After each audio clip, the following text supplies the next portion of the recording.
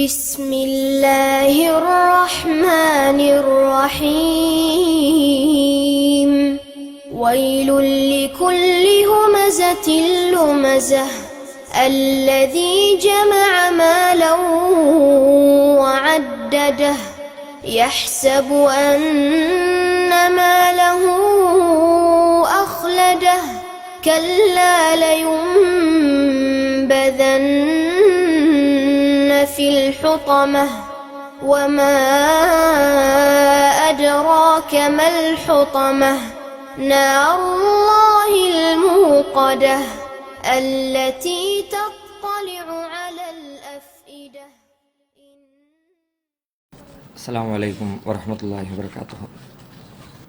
கண்ணியத்திற்குரிய எல்லாம் வல்ல அல்லாஹ்வின் நல்லடியார்களே, அருமை சகோதர சகோதரிகளே, அல்லாஹ்வின் அருள் பொங்கும் புனிதம் நிறைந்த ரமலானில் தீய குணங்களும் தீர்க்கும் வழிகளும் என்ற தலைப்பின் கீழ் பல்வேறு செய்திகளை தொடராக நாம் அறிந்து வருகிறோம். அதிலே இறுதியாக மனிதர்களிடத்தில் இருக்கக்கூடாத இறைவனுக்கு மிகுந்த கோபத்தை ஏற்படுத்துகிற பெருமை, ஆணவம் என்ற பண்பு குறித்து நாம் பார்த்து வருகிறோம். அல்லாஹ் கடுமையாக கோபப்படுகிற பண்புகளில் ஒரு பண்பு இந்த பெருமை என்ற பண்பு. ஒரு முஸ்லிம் இதிலிருந்து தன்னை முற்றிலுமாக விலக்கிக் கொள்ள கடமைப்பட்டிருக்கிறார். யார் இந்த பெருமையை தன்னுடைய உள்ளத்திலே ஏந்திக் கொள்கிறாரோ அவர் அல்லாஹுடைய கண்ணியத்திலே கை வைத்து விட்டதாக அல்லாஹ் கோபப்படுகிறான். எனவே அது குறித்து ஏராளமான எச்சரிக்கைகளை திருமறை குர்ஆன் நெடுகிலும் அல்லாஹ் நமக்கு வழங்கியிருக்கிறான். அன்னலம் பெருமகனார் நபிகள் நாயகம் ஸல்லல்லாஹு அலைஹி வஸல்லம் அவர்களும் அது குறித்த பல்வேறு அறிவுரைகளை நமக்கு வழங்கியிருக்கிறார்கள். அதிலே இறுதியாக பெருமை என்ற அந்த குணத்திலிருந்து நாம் விடுதலை பெற வேண்டும் என்றால் நம்முடைய வாழ்க்கை எளிமை நிறைந்ததாக மாற வேண்டும். நம்முடைய வாழ்க்கையின் ஒவ்வொரு காரியங்களும் ஒரு சாதாரண மனிதனை போன்ற செயல்பாடுகளோடு அதை நாம் அமைத்து கொள்ள வேண்டும். தன்னை உயர்வாக கருதி கொண்டு மற்றவர்களை விட்டும் வெகு தூரமாக விலகி நிற்பதோ, தனித்த மரியாதைகளை விரும்புவதோ அதுவெல்லாம் நம்மை பெருமையிலே ஆழ்த்தி அழிவிற்குள்ளே தள்ளிவிடும் என்கிற காரணத்தினால் நபிகளார் ஸல்லல்லாஹு அலைஹி வஸல்லம் அவர்கள் எந்த அளவிற்கு எளிமையாக வாழ்ந்திருக்கிறார்கள் என்ற அவர்களுடைய வரலாற்று செய்தியிலிருந்து அதற்கான சான்றுகளை நேற்றைய தினம் நாம் பார்த்தோம். மேலும் நபி ஸல்லல்லாஹு அலைஹி வஸல்லம் அவர்கள் இந்த பெருமையிலிருந்து விடுபடுவதற்கான இன்னும் சில வழிகளையும் சொல்லுகிறார்கள். அதிலே ஒரு பிரதானமான வழி, மனிதர்களிடம் புகழ்ச்சியை நாம் எதிர்பார்க்க கூடாது. ஒரு மனுஷன் அவனுக்குள்ளேயே தானாக தன்னை பெருமையாக கருதி கொண்டு நாசமாக போகிறது அது ஒரு வகை. மற்றவர்களால் நாசப்படுத்தப்படுறது அது அதிகமான வகை. கொஞ்சம் வளர்ந்து வந்துக்கிட்டே இருக்கிறான்னா அவனை பேசாமல் அவன் போக்கில் விட்டுட்டா பிரச்சனை கிடையாது. பக்கத்தில் 2 பேர் வந்துடுவாங்க, அண்ணே செம சூப்பர்ண்ணே, உங்களை மாதிரி ஆளே இல்லைண்ணே, அவ்வளோதான் முடிஞ்சு போச்சு. மேலே போனவன் கீழே போயிடுவான். இந்த மாதிரி மேலே தூக்கி ஆளை கவுத்துற வேலையை பக்கத்தில் அதுக்குன்னே சில பேர் உட்காந்துருப்பாங்க. இந்த மாதிரி யாராவது பேச ஆரம்பிச்சாங்கன்னா நம்ம கேர்ஃபுல்லாக இருந்துக்கணும். ஒவ்வொரு விதத்திலையும் ஒரு மனுஷனுக்கு அல்லாஹ் ஏதாவது ஒரு திறமையை கொடுத்துருப்பாம்ல, அந்த திறமையில் அவர் சாதிக்கிற நேரத்தில் ஒருவர் பேச்சு திறமையில் இருப்பார், அதில் நல்ல முறையில் மக்களுக்கு கவர்ச்சிகரமாக பேசுகிறாருன்னா உடனே அதுக்கு ஜால்ரா போடுறதுக்கு 2 பேர் வந்துடுவாங்க. ஒருத்தர் நல்ல வேறு பல புதிய கண்டுபிடிப்புகளை கண்டுபிடிக்கிறதுல ஒரு பெரிய திறமையாளராக இருப்பார், அறிவியல் துறையில் திறமையாளராக இருப்பார், கணித துறையில் திறமையாளராக இருப்பார். ஏதேனும் ஒரு திறமை அவருக்குன்னு இருக்கும். ஏதாவது ஒரு வகையில் பெரிய குறிப்பிட்ட துறை சார்ந்து இல்லைன்னா கூட ஏதாவது ஒரு சின்ன சின்ன அம்சங்கள்லையாவது மற்றவர்களை விட அவர் வேறுபட்டு நிற்பார். மற்றவங்க அவங்கள்ட்ட போய் உதவி கேட்குற மாதிரி இருக்கும். உங்களுடைய அறிவில் அவரிடமிருந்து எடுத்துக்கொள்கிற மாதிரி, அவருடைய உடல் ஆற்றலில் அவரிடமிருந்து படித்துக் கொள்கிற மாதிரி ஏதாவது ஒரு வகையில் அவர் மேம்பட்டு இருப்பார். அப்போ மற்றவங்க அவர்களை புகழ ஆரம்பிப்பார்கள். அந்த வரம்பு மீறிய புகழ்ச்சியை மற்றவர்கள் புகழும் பொழுது மனிதர்கள் தன்னிலை மறந்து விடுகிறார்கள். போதையிலேயே ரொம்ப மோசமான போதை எதுன்னு கேட்டால் இந்த புகழின் மீதான போதை தான். அது ஏற்படுத்துகிற தாக்கத்திலிருந்து வெளியில் வரவே முடியல. அதனால தான் அதுக்கு அடிமைப்பட்டு போனவர்களையெல்லாம் பாருங்க. குறிப்பாக இன்றைக்கு இருக்கிற தமிழகத்தினுடைய அரசியல் சூழலை எடுத்துக்கோங்க. இந்தியாவிலேயே ரொம்ப மட்டரகமான ஒரு அரசியல் நடந்துகிட்டு இருக்குன்னா தமிழகத்தை தான் சொல்லணும். இந்த புகழ்ச்சியின் அடிப்படையில் மற்ற மாநிலங்கள்லாம் ஓரளவுக்கு பரவாயில்லை. தமிழகத்தை எடுத்துக்கொண்டால் அதற்காக வேண்டியே மாநாடுகளை நடத்துகிறார். வேற எந்த நோக்கமும் கிடையாது. புகழ்வதற்காக வேண்டிய, பாராட்டுவதற்காக வேண்டிய அவர் அப்படிப்பட்டவர் இப்படிப்பட்டவர். சாயங்காலம் 5 மணிக்கு கூட்டத்தை ஆரம்பிக்கிறாங்க, நைட்டு 10 மணிக்கு தலைவர் பேசி முடிக்கிறாரு. அது வரைக்கும் நீங்க பாருங்க, பேசுற பேச்சு எல்லாம் வர்ற பேச்சாளர்கள் எல்லாருமே தலைவரை பத்தி ஆஹா ஓஹோ அவர் எப்படிப்பட்டவர் இப்படிப்பட்டவர் வள்ளல், தமிழினத்தை காக்க வந்த தமிழின தலைவர் அப்படிப்பட்டவர் சொல்லிவிட்டு பேசிக்கொண்டே இருக்கிறார்கள். ஆனால் கேட்டு ரசித்து கொண்டே இருக்கிறார்கள். கேட்க பேச பேச பேச பேச சந்தோஷம் கூடிக்கிட்டே போகிறது. அப்ப இது மனுஷனை பெருமைக்குள்ளே தள்ளி விடுகிறது. தன்னை விட்டு ஆள் கிடையாது அப்படிங்கிற உணர்வை அவர்களுக்கு ஏற்படுத்தி விடுகிற காரணத்தினால் நபிகள் நாயகம் ஸல்லல்லாஹு அலைஹி வஸல்லம் அவர்கள் இந்த மாதிரி புகழ வேண்டும் என்று சொன்னால் அவ்வளவு அம்சம் ரசூலுல்லாஹ்ட்ட இருந்துச்சு. எதை எடுத்தாலும் ரசூலுல்லாஹ்ட்ட புகழ்ச்சி தான். அந்த மாதிரியான வாழ்க்கை முறை அவர்களுடைய வாழ்க்கை முறை, அவர்களுடைய சிந்தனை, அவருடைய உழைப்பு, அவர்களுடைய தியாகம், அவர்களுடைய அறிவு, அவருடைய வழிபாடு, எதை வேணாலும் எடுத்துங்க. வழிபாட்டிலேயே ரசூலுல்லாஹ் மிஞ்ச முடியாது. பேசுறாருன்னா பேசிக்கிட்டே இருக்கலாம். உங்களை மாதிரி வழிபட முடியுமா? ஆயிஷா நாயிலாம் கேட்பாங்கல்ல, அல்லாஹ்வுடைய தூதரே நீங்க ஏன் இவ்வளவு தூரம் நின்று நின்று அல்லாஹ் வணங்குறீங்க? உங்க காலெல்லாம் வீங்கி போகிறதே, கால்கள் எல்லாம் நின்று சுரந்து வீங்கி போகிற அளவுக்கு ரசூலுல்லாஹ் நின்று வணங்குறாங்க. அப்ப அதை பத்தி பேச ஆரம்பிச்சா உங்களை மாதிரி வழிபட முடியுமா? அப்படி புகழலாம். நபிகள் நாயகத்தினுடைய வீரத்தை பேசுறதா இருந்தா எவ்வளவு கடுமையான வீரம். அவர்கள் மரணிக்கிற காலம் வரைக்கும் போர்க்களத்திலே தளபதியாக பணியாற்றி இருக்கிறார்கள். 63 வயது வரைக்கும் போர்க்களத்தில் ஆயுதம் தாங்கி எதிரிகளோடு சண்டையிடுகிற அளவிற்கு அவர்களுடைய உடல் பலம் இருந்திருக்கிறது, எதிரிகளை தாக்குகிற திறன் இருந்திருக்கிறது. அதை சொல்லி அவர்களை பாராட்டலாம். அவருடைய பேச்சு திறன் சொல்லவே தேவையில்லை. ஜவாமிஉல் கலிம், வார்த்தைகளின் மொத்தத்தை கொடுக்கப்பட்டவர்கள் நபிகள் நாயகம். ஒரு வார்த்தையை சொன்னாங்கன்னா அதுல இருந்து 1000 சட்டம் எடுக்கலாம். ஒவ்வொரு காலமும் அவர்களுக்கு தேவைக்கு தகுந்த மாதிரியான சட்டங்களை எடுத்துக்கொண்டே இருக்கிறார்கள். அப்ப அதை பத்தி ரசூலுல்லாஹ்வை பாராட்டலாம். எதை எடுத்தாலும் சரி, நபிகள் நாயகத்தினுடைய குடும்ப வாழ்க்கையை, நபிகள் நாயகத்தினுடைய மகிழ்ச்சியை, நபிகள் நாயகத்தினுடைய பேச்சு திறனை அனைத்திலையுமே புகழ்ந்து தள்ளுகிற அளவிற்குத்தான் அவர்களுடைய எல்லா செயல்பாடுகளையும் அல்லாஹ் ஆக்கியிருக்கிறான். ஆகையினால் நபிகள் நாயகம் ஸல்லல்லாஹு அலைஹி வஸல்லம் இந்த விஷயத்துல ரொம்ப கூடுதல் கவனத்தோடு இருந்தாங்க. அவங்க மக்களை பார்த்து தன்னுடைய தோழர்களுக்கு அறிவுரை சொல்லி இருந்தார்கள். லா துத்ரூனி கமா அத்ரத்தின் நசாரா ஈஸா இப்னு மரியம், மரியமுடைய மகன் ஈசாவை நசாராக்கள் வரம்பு மீறி புகழ்ந்ததை போல என்னை நீங்கள் புகழ்ந்து விடாதீர்கள். ஃபகூலு அப்துல்லாஹி வ ரசூலு, என்னை நீங்கள் புகழ்வதாக இருந்தால் எப்படி புகழணும் தெரியுமா? அப்துல்லா என்று புகழுங்கள், அல்லாஹ்வுடைய அடிமை என்று புகழுங்கள், வ ரசூலுஹு அவனுடைய தூதர் என்று புகழுங்கள். நான் அல்லாஹ்வுக்கு ஒரு நல்ல அடிமையா இருந்திருக்கிறேன், அல்லாஹ் சொன்னதுக்கெல்லாம் கட்டுப்பட்டு இருக்கிறேன், அல்லாஹ்வுக்கு நான் மாறு செய்யற ஆள் கிடையாது, அப்படி சொல்லுங்க. அதை நான் மகிழ்ச்சியா எடுத்துக்கிறேன், அதை எனக்கு உரிய புகழ்ச்சியா நான் எடுத்துக்கொள்கிறேன். வ ரசூலுஹு அவனுடைய தூதர்னு சொல்லுங்க. அந்த தூதுத்துவத்தை கரெக்டா கொண்டு வந்தாங்க, மக்களிடத்துல சேர்த்தாங்க, அதுல எதையும் மறைக்கல, எதையும் கூட்டல, எதையும் குறைக்கல. அல்லாஹ்வுடைய தூதருடைய வேலைகளை அருமையாக நான் செய்துவிட்டு சென்றேன் என்று சொல்லுங்கள், அதை நான் மகிழ்ச்சியாக எடுத்துக்கொள்கிறேன். அதை தாண்டி இந்த புகழ்ற வேலையை நீங்க வச்சுக்க வேண்டாம் என்று ரசூல் ஸல்லல்லாஹு அலைஹி வஸல்லம் சொன்னார்கள். அப்ப இந்த மாதிரி புகழக்கூடிய சந்தர்ப்பம் ஒவ்வொரு மனிதனுடைய வாழ்க்கையிலையும் ஏதோ ஒரு கட்டத்தில் வரும். மகிழ்ச்சி அடையக்கூடிய சந்தோஷம், நம்ம சாதிச்சிட்டோம் அப்படின்னு நமக்கு நாமே நினைக்கிற தருணங்கள் கூட வரும். அடுத்தவர்களால் புகழப்படுறோமோ இல்லையோ, நமக்கு நாமே சில நேரத்தில் முதுகுல தட்டி கொடுத்துக்கிற மாதிரி இருக்கும். நம்ம சாதிச்சிட்டோம், செஞ்சுவிட்டோம், மக்கள் எல்லாம் நம்மளை, மக்கள் அனைவரையும் நம்ம கவர்ந்துட்டோம், மக்களுடைய பார்வையெல்லாம் நம்ம பக்கம் திருப்பிட்டோம், அப்படியெல்லாம் நினைக்கிற சூழ்நிலைகள் ஒவ்வொரு மனுஷனுடைய வாழ்க்கையிலும் வரும். வர்ற நேரத்தில் நமக்கு நாமே புகழ்ச்சியை எடுத்துக்கொள்ளாமல் புகழ்ச்சியை முழுக்க அல்லாஹ் பக்கம் தூக்கி போடுறோம். எல்லா புகழும் அல்லாஹ்வுக்கு. இது ரொம்ப ரொம்ப பெருமையிலிருந்து மனிதனை காப்பாற்றுகிற ஒரு அற்புதமான வழி. திருமறை குர்ஆன் நீங்க எடுத்து பார்த்தீங்கன்னா இந்த மாதிரி நிறைய வரலாற்று செய்திகளை பார்க்கலாம். நபி இப்ராஹிம் அலைஹிஸ்ஸலாம், இப்ராஹிம் அலைஹிஸ்ஸலாம் அவர்களுக்கு எப்போ குழந்தை பிறந்துச்சுன்னு நமக்கு தெரியும். அவங்க வாழுகிற சமூகத்தில் ரொம்ப காலமாக எதிர்ப்புகளை சந்திச்சவங்க. அவங்களும் அவங்களுடைய மனைவியும் மட்டும்தான் முஸ்லிமாவே இருந்தாங்க. அந்த ஊர்ல வேற யாருமே இஸ்லாத்தை ஏத்துக்கல. அந்த அளவுக்கு தனிச்சு நின்று எதிரிகளோடு போராடிக்கிட்டு இருக்கிறாங்க.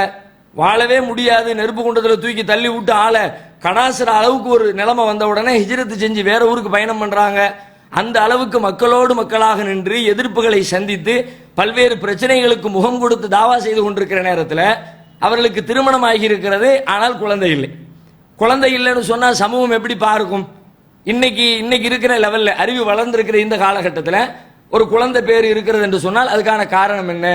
யாருக்கு யாரு குழந்தை பேர் இல்லாம போனது யார் காரணம்? அதையெல்லாம் அறிவியல் பூர்வமா இன்னைக்கு பேச முடியும். அதுக்கான காரணங்கள் எல்லாம் தெளிவாக மக்களுக்கு புரிய வைக்கப்படுகிற ஒரு காலகட்டத்திலே வாழ்கிறோம். குழந்தை இல்லைன்றதுக்காக வேண்டி யாரையும் பேச முடியாது. எத்தனையோ காரணங்கள் இருக்கலாம், அதுவெல்லாம் புரிந்து கொள்ளப்பட்டிருக்கிற ஒரு காலகட்டம். இந்த காலகட்டத்தில் கூட கல்யாணம் ஆகி 5 வருஷம் ஆகல, குழந்தை பிறக்கல. அப்ப அந்த பெண்ணை எப்படி பார்க்கறாங்க சமூகத்தில், அந்த ஆணை எப்படி பார்க்கறாங்க? இவனுக்கு பிள்ளை இல்லை, அவர் ரொம்ப உடைஞ்சு போயிடுறாரு.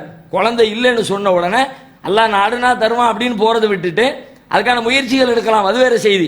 ஆனா எப்படி அவங்க ஃபீல் பண்றாங்க? ஐயோ குழந்தை இல்லையே, குழந்தை இல்லையே, குழந்தை இல்லையே. பல பெண்கள் கல்யாணம் ஆகி குழந்தை இல்லைன்னா மற்றவர்களுடைய திருமண வீடுகளுக்கு வர்றது கிடையாது, ஒரு பொது இடங்களுக்கு வர்றது கிடையாது. ஏன் வர்றது இல்லை? வந்தா எல்லாரும் கேட்பாங்க, நம்மளால பதில் சொல்ல முடியாது. குழந்தை இல்லையே என்பதே ஒரு அசிங்கமானதாக, ஒரு இழிவானதாக, தங்களிடம் இருக்கிற ஒரு பெரிய குறையாக இன்றைக்கு வாழுகிற சமூகமே கருதுகிறது. அப்படி கருதுறாங்கன்னா அந்த காலத்தில் சொல்லவா வேணும்? சொல்ல பேச்சுக்கு வேலையே கிடையாது, அறிவே இல்லாத ஒரு காலகட்டம். அப்படிப்பட்ட ஒரு காலகட்டத்தில் எல்லாரையும் எதிர்த்து கொண்டிருக்கிற ஒரு மனிதரை அந்த மக்கள் என்னவெல்லாம் சொல்லி திட்டிருப்பாங்க. எப்ப நீ அல்லாஹ்வுடைய தூதர், அல்லாஹ்வுடைய தூதருங்கிறிய அப்படின்னா முதல்ல உனக்கு ஒரு புள்ளை பிறந்திருக்குதா? உனக்கு ஒரு புள்ளையே தரலாம் உன் இறைவன், நீ என்ன பெருசா அல்லாஹ்வுடைய தூதர்னு சொல்ற? கேட்பாங்களா கேட்க மாட்டாங்களா? ரசூலுல்லாஹ் பார்த்தே என்ன சொன்னாங்க? நீங்க அல்லாஹ்வுடைய தூதர்னு நாங்க நம்புறதா இருந்தா நாங்க சொல்ற மாதிரி என்ன சில வேலைகளை செஞ்சு காட்டுங்க, அப்பதான் நாங்க நம்புவோம். நீங்களே சோத்துக்கு ஒண்ணும் இல்லாம உட்கார்ந்துகிட்டு இருக்கிறீங்க, உங்களுக்குன்னு ஒரு பெரிய தங்க வீடை கட்டுங்க, நீங்க அல்லாஹ்வுடைய தூதர் நாங்க ஒத்துக்கிறோம். அல்லனா ஒரு பெரிய திராட்சை தோட்டத்தை இந்த பாலைவனத்தில் உருவாக்குங்க, நீங்க அல்லாஹ்வுடைய தூதர்னு நாங்க ஒத்துக்கிறோம். இப்படியாகவெல்லாம் நபிகள் நாயகம் காலத்திலேயே அவங்களிடத்துல கேள்விகளை சமுதாயம் முன் வச்சுச்சுன்னா இப்ராஹிம் அலைஹிஸ்ஸலாம் காலத்தில் எவ்வளவு கேள்விகளை வச்சிருப்பாங்க, அவ்வளவு கேள்விகளுக்கு முகம் கொடுத்து அவங்க பதில் சொல்லிக்கிட்டு இருந்திருப்பாங்க. அப்படியே பதில் சொல்லி சொல்லி சொல்லி காலம் ஓடுது, ஆனா குழந்தை பிறக்கவே இல்லை. இப்ராஹிம் அலைஹிஸ்ஸலாம் அல்லாஹ் இடத்துல கேட்டுக்கிட்டே இருக்கிறாங்க. கடைசியில் அல்லாஹ் ரப்புல் ஆலமீன் அவர்களுக்கு குழந்தையை கொடுக்குறான். எப்போ குழந்தையை கொடுக்குறான்? இப்ராஹிம் அலைஹிஸ்ஸலாமே சொல்றாங்க. சூரா இப்ராஹிம்ல அல்லாஹ் அந்த செய்தியை சொல்லி காட்டுகிறான். அல்ஹம்துலில்லாஹில்லதி வஹபலி அலல் கிபரி இஸ்மாயில் வ இஸ்ஹாக், என்னுடைய முதுமையான பருவத்தில் இஸ்மாயில் என்ற மகனையும் இஸ்ஹாக் என்ற மகனையும் எனக்கு அன்பளிப்பாக வழங்கிய அல்லாஹ்விற்கே எல்லா புகழும். முதுமையான பருவத்தில் தான் கொடுத்துருக்கிறான். ஒரு மனுஷன் விரும்புகிற காலகட்டம் எது, எவ்வளவு ஆசைப்பட்டிருப்பாங்க? 25 வயசு, 30 வயசு, 35 வயசு, அப்பமெல்லாம் அல்லாஹ் கொடுக்கல. அவங்க முதுமை பருவத்தை அடைஞ்சதுக்கு பிறகு அல்லாஹ் அவர்களுக்கு குழந்தையை கொடுக்குறான். கொடுத்தா இப்ப என்ன நடக்கும்? இந்த மாதிரி சமூகத்தில் பயங்கரமான பிரச்சனைகளுக்கு மத்தியில இன்னைக்கு பிறந்துராதா, நாளைக்கு பிறந்துராதா, இந்த மாசம் கரு உண்டாயிராதா, அடுத்த மாசம் கரு உண்டாயிராதா, எதிர்பார்த்து எதிர்பார்த்து எதிர்பார்த்து காத்திருந்த ஒரு மனுஷன் ஊர் எல்லாம் சேர்ந்து அவர்களை எதிர்த்த ஒரு காலகட்டத்தில் திடீர்னு அவங்களுக்கு குழந்தை உண்டாயிடுச்சு, குழந்தை பிறந்துருச்சு என்ற செய்தியை கேள்விப்பட்டால் கால் வந்து பூமியில் நிற்குமா? தலகால் முடியாம ஆட ஆரம்பிச்சிருவான் மனுஷன். உடனே எல்லாத்துக்கும் தகவல் சொல்றது என்ன, பேசுறது என்ன? யாரை பார்த்துட்டா கேள்வி பண்ணிய? எனக்கா என்னைய ஆம்பளை இல்லை, நீ எனக்கா புள்ள பிறக்காது, நீ வந்து பாரு, ஆஸ்பத்திரி நம்பர் சொல்லுவோம், அவன் வந்து பாருறா, ஆம்பளை சிங்கத்தை பத்தி வச்சிருக்க, வந்து பாரு அப்படிமா. இது வரத்தானே செய்கிறது. இந்த மாதிரியாக ஒரு மனிதன் ஏதோ ஒன்றை சாதித்து விட்டான் என்ற எண்ணம் வருகிற பொழுது அவனையும் அறியாமல் அவனுடைய உள்ளத்திலே ஒரு பெரிய சிந்தனை வந்து உட்காருகிறது. நம்ம பயங்கரமான வேலையை முடிச்சிட்டோம், இந்த நேரம் தான் மனிதனுடைய உள்ளத்திலே பெருமை வந்து அமர்கிற நேரம் என்கிற காரணத்தினால் இப்ராஹிம் அலைஹிஸ்ஸலாம் வழியாக அல்லாஹ் ஒரு பாடத்தை சொல்கிறான். பெரிய சந்தோஷம் தான், பெரிய மகிழ்ச்சி தான். அந்த மகிழ்ச்சியை நீங்க எப்படி கொண்டாடணும் தெரியுமா? அல்ஹம்துலில்லாஹ், எல்லா புகழும் அல்லாஹ்வுக்கே. இந்த பிள்ளைய எனக்கு தந்தானே, பிள்ளைய தந்த அல்லாஹ்வுக்கே எல்லா புகழும்னு சொல்லிவிட்டு, நான் இதற்கு காரணம் கிடையாது, நானே காரணமா இருந்தா நான் 30 வயசுல பிள்ளைய பெற்றிருக்கணுமே, 35 வயசுல பிள்ளைய பெற்றிருக்கணுமே, 40 வயசுல பிள்ளைய பெற்றிருக்கணுமே. அப்பமெல்லாம் எனக்கு புள்ள பிறக்கலையே. நான் தள்ளாத வயது வந்ததுக்கு பிறகு எனக்கு இந்த புள்ள பிறந்திருக்குன்னா என்னுடைய திறமையால் இந்த புள்ள பிறக்கல, படைத்த இறைவனுடைய நாட்டத்தினால் இந்த குழந்தை கிடைத்திருக்கிறது. எனவே இதற்குடைய முழு பொறுப்பும் முழு புகழும் முழு பாராட்டும் அல்லாஹ்வுக்கு மட்டுமே சொந்தமானது என்று சொல்லி அல்லாஹ்வின் பக்கம் அந்த புகழை அவர்கள் சாட்டுகிறார்கள். இது நாம கவனிக்க வேண்டிய அம்சம். அதே போல நபி நூஹ் அலைஹிஸ்ஸலாம் அவர்களுடைய வரலாற்று அல்லாஹ் குர்ஆன்ல சொல்கிறான். நூஹ் நபி மக்களிடத்தில் பிரச்சாரம் பண்றாங்க, நீங்க ஏகத்துவத்தை ஏத்துக்குங்க. அவங்களுடைய பிள்ளைங்களை சில பேர் ஏத்துக்கிட்டாங்க, பல பேர் ஏத்துக்கல. அவங்க சொன்ன மாதிரி வானம் மடை திறந்து கொட்ட ஆரம்பிச்சிருச்சு, பூமியில இருந்து ஊற்றுக்கள் எல்லாம் பீறிட்டு வர ஆரம்பிச்சிருச்சு, தண்ணி வெள்ளம் பெருக்கெடுத்து ஓடுது. நூஹ் நபி கட்டின கப்பல் மிதக்க ஆரம்பிச்சிருச்சு. அந்த நேரத்தில் நூஹ் நபியினுடைய உள்ளம் எப்படி இருக்கும்? அவங்கள விடுங்க, எந்த மனிதர் அந்த இடத்துல இருந்தாலும் அந்த மனிதர்களுடைய உள்ளம் அந்த நேரத்தில் எப்படி இருக்கும்? சொல்லி சொல்லி பார்த்தோம். வேணாண்டா அந்த ஊருக்கு போகாத, அங்க போகாத, அங்க போகாத, வேணும் வம்படியா போனான். போனவன் பெரிய சிக்கலை மாட்டிக்கிட்டான். தலையில அடிச்சு சொன்னேன், கேட்டான் அவன். பெரியவங்க சொன்னா கேட்கணும், எங்க பிள்ளைகள் இப்ப உள்ள பிள்ளைகள் எங்க கேட்குது அப்படின்னு சொல்லிவிட்டு நம்ம சொல்ல பேச்சை கேட்காததுனால அவனுக்கு ஏற்பட்ட அந்த இழப்பை ஒரு பெரிய இழிவானதா சொல்லுவோம். அன்னைக்கே என் பேச்சை கேட்டது நடந்திருக்குமா? அப்பன் சொல்றதை கேட்கணும்டா, நீ பேசாம என்னமோ எல்லாம் தெரிஞ்ச மாதிரி போனா அப்படின்னு அவனை குறை சொல்லுவோம், திட்டுவோம். தான் சொன்ன முடிவு தான் சரி என்பதை அந்த நேரத்தில் வாதிடுவோம். அந்த நேரத்தில் மனசுக்குள்ள நம்ம ஒரு பெரிய ஜீனியஸ், நம்ம பெரிய அறிவாளி, நம்ம பிள்ளைக்கு ஒன்றும் அறிவில்லை, அவனுக்கு ஒன்றும் அறிவில்லை, நம்ம சொன்னதை கேட்டான்னா அவன் ஜெயிச்சிருக்கலாம், கேட்காதனால தோத்து போயிட்டான் என்ற உணர்வு வருகிறத. அந்த மாதிரி உணர்வு வருகிற ஒரு கட்டத்தில் நூஹ் நபி நிற்கிறார்கள். கப்பல்ல ஏறியாச்சு, கப்பல் புறப்பட போகுது. இப்ப அவங்களுடைய பார்வை எப்படி வரும்? எல்லாம் கேட்டிருந்தானுன்னா இந்த நிலைமை வந்திருக்குமா? களிமா சொல்லி சொன்னபடி கேட்டிருந்திருக்கலாம், ஒருவையிலும் கேட்கலையே, நாசமா போங்களா அப்படின்ற மாதிரி மனசுக்குள்ள வரும்ல. அப்ப அல்லாஹ் சொல்லி கொடுக்கிறான், ஃபகுல் அல்ஹம்துலில்லாஹில்லதி நஜ்ஜானா மினல் கௌமில் ஸாலிமீன், அநியாயக்கார கூட்டத்தாரிடமிருந்து எங்களை காப்பாற்றிய அல்லாஹ்வுக்கே எல்லா புகழும் என்று சொல்லுங்கள். நீங்க கப்பல்ல ஏறி உட்கார்ந்து கப்பல் புறப்பட ஆரம்பிச்ச உடனே பிஸ்மில்லா சொல்லிட்டு அப்ப நீங்க சொல்ல வேண்டிய செய்தி என்ன? எல்லா புகழும் அல்லாஹ்வுக்கு, அல்லாஹ் தான் எங்களை காப்பாற்றணும், எங்களுடைய திறமையினால் நாங்கள் எங்களை காப்பாற்றிக் கொள்ளவில்லை என்று சொல்லி புகழை அல்லாஹ்வின் பக்கம் தள்ளிவிடுங்கள். அப்போ புகழப்படுகிற மெச்சப்படுகிற ஒரு சூழல் நம்முடைய வாழ்க்கையில் அமைகிற நேரத்தில் எல்லாம் நாம கவனத்தோடு நமக்கு நாமே பாராட்டிக் கொள்ளவும் கூடாது, நம்மை நாமே பெரிய அளவில் புகழ்ந்து கொள்ளவும் கூடாது. சமூகத்தில் வேறு யாரேனும் நம்மை புகழுகிற வேலைகளை செய்தால் அவர்களை புகழ விடாமல் தடுத்து விடணும். வேணா நீ ரொம்ப புகழாதப்பா, அதுக்கெல்லாம் நான் தகுதியானவை இல்லை, அப்படியே புகழ்னாலும் அல்ஹம்துலில்லாஹ் எல்லா புகழும் அல்லாஹ்வுக்கு தான், எனக்கு என்ன இருக்குது என்று சொல்லி புகழ்ச்சி அல்லாஹ்வின் பக்கம் நாம் தள்ளிவிட்டால் நாம பெருமையிலிருந்து தப்பித்துக் கொள்ளலாம். ரசூலுல்லாஹ் இந்த போதனையை சொல்றாங்க. சொல்றது மட்டும் இல்லை, அவங்க வாழ்க்கையில இந்த மாதிரி எங்கெங்கெல்லாம் சந்தர்ப்பங்கள் அமைந்ததோ எல்லா சந்தர்ப்பங்களிலேயும் அதை நபிகள் நாயகம் கடைபிடிக்கவும் செய்கிறார்கள். அவங்களிடத்துல ஒரு சிறுவன் வேலை செஞ்சான், ஒரு யூத சிறுவன். அந்த சிறுவன் மரண தருவாயில இருக்கிறான். ரசூலுல்லாஹ் போய் பார்க்க போறாங்க.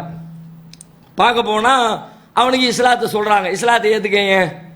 அவனுடைய தலைமாட்டில் தகப்பனார் உட்கார்ந்துருக்கிறார். தகப்பனார் இப்படி ஏறிட்டு பார்க்குறான் பையன். தகப்பனார் சொல்றாரு, அத்திய அபுல் காசிம், அபுல் காசிமுக்கு நீ கட்டுப்படு. அபுல் காசிம்ங்கிறது ரசூலுல்லாஹ்வுடைய இன்னொரு பேர். அபுல் காசிமுக்கு கட்டுப்படு. உடனே அவன் களிமா சொல்லிடுறான். ரசூலுல்லாஹ் சொன்னதை கேட்டுக்கிட்டு இஸ்லாத்தை ஏற்றுக்கொள்கிறான். ஏற்றுக்கொண்ட ஒரு சில நிமிடங்களிலே அவனுடைய உயிரும் பிரிஞ்சிருது. இப்ப ரசூலுல்லாஹ் வீட்டை விட்டு வெளியில வர்றாங்க. இந்த மாதிரியான ஒரு சந்தர்ப்பம் நமக்கு வாய்த்தால் நம்ம எப்படி இருப்போம்? நம்ம ஒரு ஆளுக்கு இஸ்லாத்தை சொல்றோம், சொன்ன உடனே இஸ்லாத்தை ஏத்துக்கிட்டார், உடனே உள்ளதுக்குள்ள சைத்தான் வருவான். நம்ம எப்படி சொல்லி இருக்கிறோம், வராம இருப்பான். அவன் பாயிண்ட்ல பிடிச்சோம், மேட்டரை வச்சான், பதில் சொல்ல முடியல, திணறிட்டான், கடைசியில் வேற வழியில ஒத்துக்கிட்டான். ஒத்துதான் ஆக வேண்டிய கட்டாயம். நம்ம அப்படி பேசணும், நம்ம லாஜிக் அப்படி, நம்ம எடுத்து வச்ச வாதம் அப்படி, குர்ஆனுடைய வசனம் அப்படி, ஹதீஸ் அப்படி அப்படின்னு நம்ம மனசு சொல்லிரும். அந்த மாதிரி சொல்லுகிற இடத்திலே நபிகள் நாயகம் இருக்கிறார்கள். அந்த சொல்லு வந்துடக்கூடாது, அந்த சிந்தனை வந்துடக்கூடாது என்பதற்காக உள்ளிருந்து வெளியிலே வருகிற நபிகள் நாயகம் அவர்களுடைய வாய் சொல்லுகிறது, அல்ஹம்துலில்லாஹில்லதி அன்கதஹு மினன் நார், நரக நெருப்பிலிருந்து அந்த சிறுவனை பாதுகாத்த அல்லாஹ்வுக்கே எல்லா புகழும். நான் பாதுகாக்கல. இப்ப அவன் இஸ்லாத்தை ஏற்றுக்கொண்டு மௌத்தாயிட்டான். அல்லாஹ் மறுமையில் அவனுக்கு சொர்க்கத்தை கொடுப்பான். முஸ்லீம் என்பதற்காக வேண்டி அவனுக்கு வெற்றியை தான் அல்லாஹ் கொடுப்பான். அப்ப அந்த வாய்ப்பு எப்படி கிடைச்சது? என்னுடைய பிரச்சாரத்தால், என்னுடைய தாவாவால், நான் கடைசி நேரத்தில் சமயோஜிதமா பார்த்து இந்த நேரத்தில் இந்த பையன்ட்ட போய் சொன்னா அவன் இஸ்லாத்தை ஏத்துக்குவான் என்று என்னுடைய திறமையால் அவன் வெற்றி பெறவில்லை, இஸ்லாத்தை ஏற்கவில்லை. மாறாக அல்லாஹ் நாடிவிட்டான். நரக நெருப்பில் இருந்து அவனை காப்பாற்றிய அல்லாஹ்வுக்கே எல்லா புகழும் அப்படின்னு சொல்லி நபி ஸல்லல்லாஹு அலைஹி வஸல்லம் அவர்கள் அந்த புகழை அல்லாஹ்வின் பக்கம் தள்ளிவிடுகிற காட்சியை பார்க்கிறோம். அதே போல நபிகள் நாயகம் அவருடைய வாழ்க்கையில மற்றவர்கள் அவர்களை புகழுகிற சூழல் எல்லாம் வரும்ல, அப்பவும் ரொம்ப கவனமா இருப்பாங்க, சொல்ல வேண்டிய அறிவுரையை சொல்லிக்கிட்டே இருப்பாங்க. ஒரு தடவை ரசூலுல்லாஹ்ட்ட ஒரு ஒட்டகம் ஒன்று இருந்துச்சு. அந்த ஒட்டகத்துக்கு அலுபான்னு பேர்.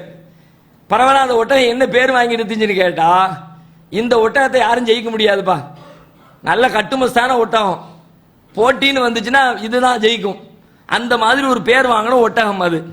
அப்படிப்பட்ட ஒரு ஒட்டகத்தை ரசூலுல்லாஹ் வச்சிருந்தாங்க. ஒரு கிராமவாசியுடைய ஒட்டகம் ஒரு நாள் வருது.